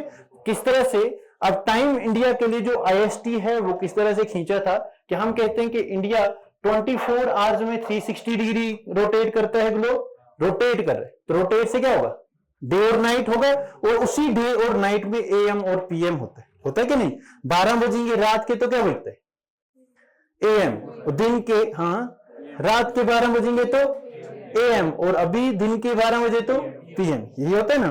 तो अब किस तरह से इंडिया के लिए, तो हमने इसी से कैलकुलेट करके रखा था कि एक आर में हाँ जी 4 या एक आर में 360, तो सीधे निकाल के रखा था, एक मिनट में 4 डिग्री का, यही पढ़ा था कि उल्टा बोला, एक डिग्री में 4 मिनट का फर्क लगता है, ठीक है। अब मान लो इंडिया का आपको पता चल गया, अब इंडिया का हमें पता चल गया, ये मान लो ये 0 डिग्री है, 0 डिग्री मतलब प्राइम मेरिडियन, ये क्या है, मान लो इस प्राइम मेरिडियन पे दिन के 12 बजे हैं, तो मैंने 12 पीएम लिख दिया, ठीक है। अब लॉन्गिट्यूड ही मुझे समझाएगा कि टाइम मेरिडियन, टाइम किस तरह से, इसी को टाइम और डेट कहा था ना, तो ये एक लॉन्गिट्यूड है जिसका इंडिया का ये वाला, दूसरा लॉन्गिट्यूड इंडिया का ये वाला था, तो इस लॉन्गिट्यूड को हमने कहा अप्रोक्सीमेटली, बोलो एग्जैक्ट ना भी बोलो, अप्रोक्सीमेटली हमने बोला था ये 68 डिग्री है, और ये जो है ये कितना है 97 डिग्री है। तो इसका मतलब ये किस साइड में आगे है, ईस्ट है। तो वेस्ट से ईस्ट घूम रही है अर्थ, वेस्ट से। तो इसका मतलब सबसे पहले जो है सन कहां से राइज करता है, ईस्ट से। सन कहां से राइज करता है, और अर्थ भी वेस्ट से ईस्ट घूम रही है, मतलब वेस्ट पीछे पीछे है, ईस्ट कहां है आगे आगे। तो ईस्ट को पहले लाइट आएगी, वेस्ट को क्या होगा। इसका मतलब ईस्ट में जो भी इस लाइन के इधर इधर है उनका टाइम जो है वो आगे होगा, यही होगा ना। सन इधर से है, सन ईस्ट में है, इंडिया भी ईस्ट में है। अब हम कहते हैं कि सन ईस्ट में है तो अर्थ भी रोटेट करती है कहां से, वेस्ट से। वेस्ट से ईस्ट का मतलब क्या हो गया, वेस्ट पीछे है, ईस्ट आगे, यही होगा ना वेस्ट से ईस्ट। तो वेस्ट से ईस्ट, तो वेस्ट से ईस्ट मतलब इधर से अगर सन राइज हुआ तो पहले ईस्ट को लाइट पड़ेगी, फिर किसको पड़ेगी, वेस्ट को। तो कैसे वेस्ट को, इंडिया में नहीं, टोटल हम बोल रहे हैं, ठीक है ना। चलो अब इंडिया को हम अभी देखेंगे किधर से आएगी, तो उसको फिर देखते हैं। चलो अब फर्क कितना पड़ेगा कि 68 डिग्री, ये 68 डिग्री है ना, ये 68 डिग्री है। तो हमने पढ़ा है कि 1 डिग्री में 4 मिनट का फर्क लगता है। तो 68 डिग्री में कितने का फर्क लगना चाहिए, ये GMT है जिसको हमने ग्रीनविच मीन वैल्यू टाइम बोल दिया या प्राइम मेरिडियन बोल दिया। वहां पे 12 बजे हैं तो इंडिया में कितना बजा होगा वो देखते हैं कि यहां पे अगर 12 बजे हैं तो इंडिया इससे आगे 68 डिग्री ईस्ट है, तो मतलब आगे है, आगे है ना। तो आगे है तो मुझे टाइम को प्लस करना पड़ेगा, और उधर जब जाऊंगा तो मुझे टाइम को माइनस करना पड़ेगा। अब जो ही मैं आगे आऊं तो 68 डिग्री, 1 डिग्री में 4 मिनट, 1 डिग्री में 4 मिनट। मुझे बोलो फिर 30 डिग्री में कितना होगा। अभी हमने पढ़ा, ये पढ़ा कि 24 आवर्स में 360 डिग्री, यही पढ़ा। फिर हमने बोला 1 आवर में कितनी डिग्री, 15 डिग्री। 1 आवर में कितनी डिग्री, अगर 1 आवर में 15 डिग्री, यहां कितनी डिग्री है टोटल 60, जरा करो 15 डिग्री में 1 घंटा, हाँ जी। तो फिर उसके बाद 30 डिग्री में 2 आवर्स, फिर 45 में 3 आवर्स, और 60 में कितने 4 आवर्स। बाकी कितना बच गया 8, 8 4 से कितना हो गया 32। इसका मतलब 4 घंटे और 32 मिनट जो है, इधर अगर 12 बजे हैं तो यहां बजे होंगे 4:32 AM के PM, क्योंकि आगे बढ़ रहे हैं ना PM। उसका मतलब दूसरा, इस पे भी चलो 97 डिग्री, तो 97 को शॉर्टकट में निकालें तो 97 इंटू 4 करेंगे डिवाइड बाई 60, यही करेंगे ना। 60 तक तो आपको पता चल गया, 60 तक। अब जैसे 60 तक आपने बोला 4 घंटे का फर्क, 60 तक 4, 60 प्लस 15 कितना हो गया 75, 75 में कितने घंटे का 5 घंटे, फिर 15 और ऐड करो 90, 90 तक कितना हो गया 6 घंटे, और बाकी कितने बच गया, कितने मिनट बच गए 7 मिनट, 7 4 तक कितना हो गया 28, मतलब 6 घंटे और। तो मसला यहां पे खड़ा हो गया कि 6 घंटे और 28 PM। अब देखो इसका मतलब, इससे मुझे यह समझ आया कि इंडिया के ही अंदर टाइम जोन अलग अलग बन रहे, ठीक है। इसकी वजह से क्या हुआ, अब इसमें नुकसान किसका है, नुकसान किसका है। जैसे मान लो ऑफिस की टाइमिंग रख दी 10 बजे, ऑफिस की टाइम। अब सन जो है वो कहां से राइज करता है, ईस्ट से।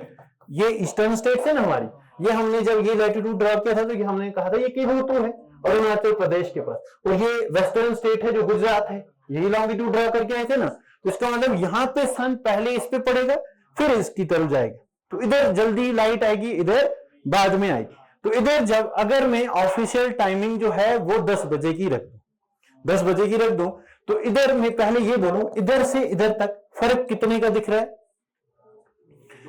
तकरीबन अप्रोक्सीमेटली 2 घंटे का फर्क लग रहा है, अप्रोक्सीमेटली 2 घंटे का फर्क लग रहा है। तो इस 2 घंटे को फर्क लगने की वजह से क्या हो रहा था कि टाइम का, ये जो नॉर्थ ईस्टर्न स्टेट्स हैं ये अलग टाइम जोन क्लेम कर रहे थे। क्यों कर रहे थे, अगर आपने 10 बजे स्कूल की टाइमिंग रखी, या आपने 8 बजे रख दी या 10 बजे रखी, अब इधर और इधर में टाइम का फर्क लग रहा है ना, कितने का 2 घंटे का। मतलब अगर इधर 6 बजे सन की रेज पड़ी है, इधर कितने बजे पड़ेंगी आफ्टर 2 आवर्स। हमने कहा इधर जाएंगे तो पीछे जाना पड़ेगा ना, इधर 6 बजे तो इधर कितना 8 बजे, इधर 8 बजे तो इधर। अब अगर स्कूल की टाइमिंग 10 बजे है, इधर 6 बजे लाइट आई है, इधर क्या हो गया 10 बजे, इधर 8 बजे, 2 घंटे के बाद। तो मतलब हो क्या रहा था कि इनका टाइम जो है वो सुबह के अर्ली मॉर्निंग के टाइम जो है वो क्या हो रहा था, जो है इसी तरह वेस्ट हो रहे थे, ठीक है ना, वेस्ट हो रहे थे। और जब शाम को जैसे स्कूल में 4 बजे जो है वो अपनी छुट्टी रहती, मान लो विंटर है, मान लो विंटर है, विंटर में 5 बजे सनसेट हो जाता है। सनसेट हमारे यहां भी हो जाता है। हम भी कहां आते हैं, ईस्ट में आते हैं कि वेस्टर्न की तरफ है तो नॉर्थ में, लेकिन वेस्ट के नजदीक है, तो ईस्ट से तो बहुत दूर है, मतलब ईस्ट से हमारे तक भी टाइम का डिफरेंस है ना।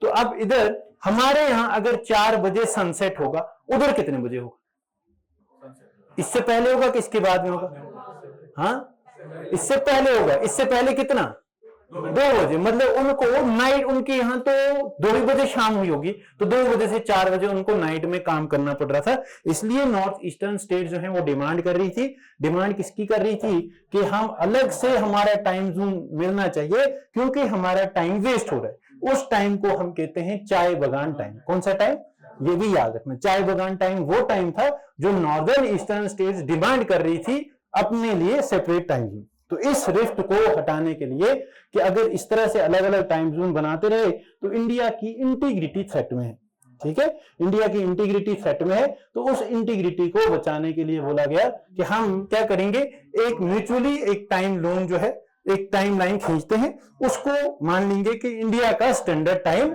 यही है। इस कॉन्फ्लिक्ट से बचने के लिए एक टाइम लाइन की जरूरत थी, जिसको हम कहते हैं ICST, इंडियन स्टैंडर्ड टाइम। वो पास होती है कैसे, अब या तो ऐसा सोच लो कि 2 घंटे का फर्क है, तो इधर से भी 15 डिग्री पीछे आओ, इधर से भी 15 डिग्री पीछे आओ, तो इधर से 15 आगे जाओगे, 68 प्लस 15 चले जाओ तो किधर पहुंचोगे, 83 के पास। 97 से पीछे आओगे 15 तो किधर आओगे, 82, तो 82, 83, तो इसके बीच में ही सेट कर दी गई एक लाइन जिसको हम कहते हैं 82 1/2 बोल दो, या 82.5 मिनट जो है वो इंडिया का स्टैंडर्ड टाइम लाइन, वो इंडिया के क्या है स्टैंडर्ड लाइन। या इसको स्टैंडर्ड को सेट करने के लिए हम कहते हैं कि टाइम लाइन को सेट करने के लिए क्या किया जाता था कि 7:30, मतलब 7.5 वाला नंबर लिया जाता था और उससे मल्टीप्लाई किया जाता था, उसी से मल्टीप्लाई करके अब इंडिया का जिस तरह मल्टीप्लाई किया तो सेट कर दिया कि इसको कॉन्फ्लिक्ट को हटाने के लिए कि इंडिया का जो टाइम लाइन है वो IST है, और ये IST 5 स्टेट से पास होता है, ठीक है, कौन कौन सी, हाँ जी, यू सी माई आंट या MOUCA, तो कौन कौन सी स्टेट होगी। सबसे पहले उत्तर प्रदेश में एक जगह है जिसका नाम मिर्जापुर, इलाहाबाद के पास में पड़ती है, मिर्जापुर से पास होती है। उत्तर प्रदेश, यू से उत्तर प्रदेश, फिर सी से छत्तीसगढ़, फिर M से मध्य प्रदेश और आंध्र प्रदेश और उड़ीसा, ठीक है। इसमें एक वर्ड में देखिए भूल गया नहीं, तो 5 स्टेट्स हैं, कौन कौन सी, M से मध्य प्रदेश, उड़ीसा, उत्तर प्रदेश, छत्तीसगढ़ एंड आंध्र प्रदेश। अब एक लाइन हमने इंडिया की कही कि ये इस तरह से पास होती है, जिसको हमने ट्रॉपिक ऑफ कैंसर कहा था। कितनी स्टेट से, 8 से, गुजरात, राजस्थान, मध्य प्रदेश, झारखंड, छत्तीसगढ़, वेस्ट बंगाल, त्रिपुरा, मिजोरम, ठीक है। कौन कौन सी वापस से, झारखंड, वेस्ट से आओ, वेस्ट में ऐसे याद रखो, वेस्ट में राजस्थान, गुजरात, मुझे झारखंड चाहिए था, ठीक है ना, तो वेस्ट में राजस्थान गुजरात हो गए 2, फिर M से मुझे M हो गया, मुझे मध्य प्रदेश, C से चाहिए मुझे क्या चाहिए, छत्तीसगढ़ और झारखंड, है ना, और साथ में त्रिपुरा एंड मिजोरम याद रखना है। अब ये याद रखना है कि दोनों, जब मैंने एक लाइन यहां से पास करी, दूसरी लाइन यहां से पास करी, ये दोनों की दोनों कट कर गई। जहां पे कट करती हैं तो अकेली स्टेट है जो दोनों में कॉमन है वो छत्तीसगढ़ है, और छत्तीसगढ़ में डिस्ट्रिक्ट कोरिया एक डिस्ट्रिक्ट है, वहां से ये पास करती है। अब आपके लिए क्वेश्चन है कि इसके आसपास में नेशनल पार्क ढूंढ के आना, ठीक है ना, इसी को जो बोला मैंने, नेशनल पार्क और छत्तीसगढ़, है ना, छत्तीसगढ़ में बोल रहा हूं, नेशनल पार्क और वाइल्ड लाइफ सेंचुरीज आपका डेफिनेटली क्वेश्चन आना ही आना, ठीक है। अब हम कल से शुरू करेंगे, ठीक, कल से शुरू करेंगे, और उसमें यह भी रहेगा कि आपने हर दिन का एक स्टेट की नेशनल पार्क याद करनी ही करनी, हर दिन एक स्टेट, सारी आपको नहीं याद होंगी तो ना सारी याद करने की कोशिश करनी है, कुछ ही जो याद होंगी फिर हम एलिमिनेशन करके आंसर कर सकते हैं। ठीक है, अपने काम को आसान बनाने के लिए कुछ चीजें जो है आपने डेली बेसिस पे करनी है। पहला काम, नेशनल पार्क दिल्ली की एक स्टेट, ठीक है ना, जिसमें कम है तो उस दिन 2 स्टेट्स कर लेंगे, है ना। उससे क्या होगा कि जल्दी जल्दी पता भी नहीं चलेगा, याद भी हो जाएंगी। ठीक है ना। चलो फिर इतना ही, ठीक है, कल करेंगे बाकी। इतना कुछ याद रहा? हाँ पक्का, कल मैं इसका फिर पूछूंगा, है ना। हाँ नादिया याद रहा? पक्का।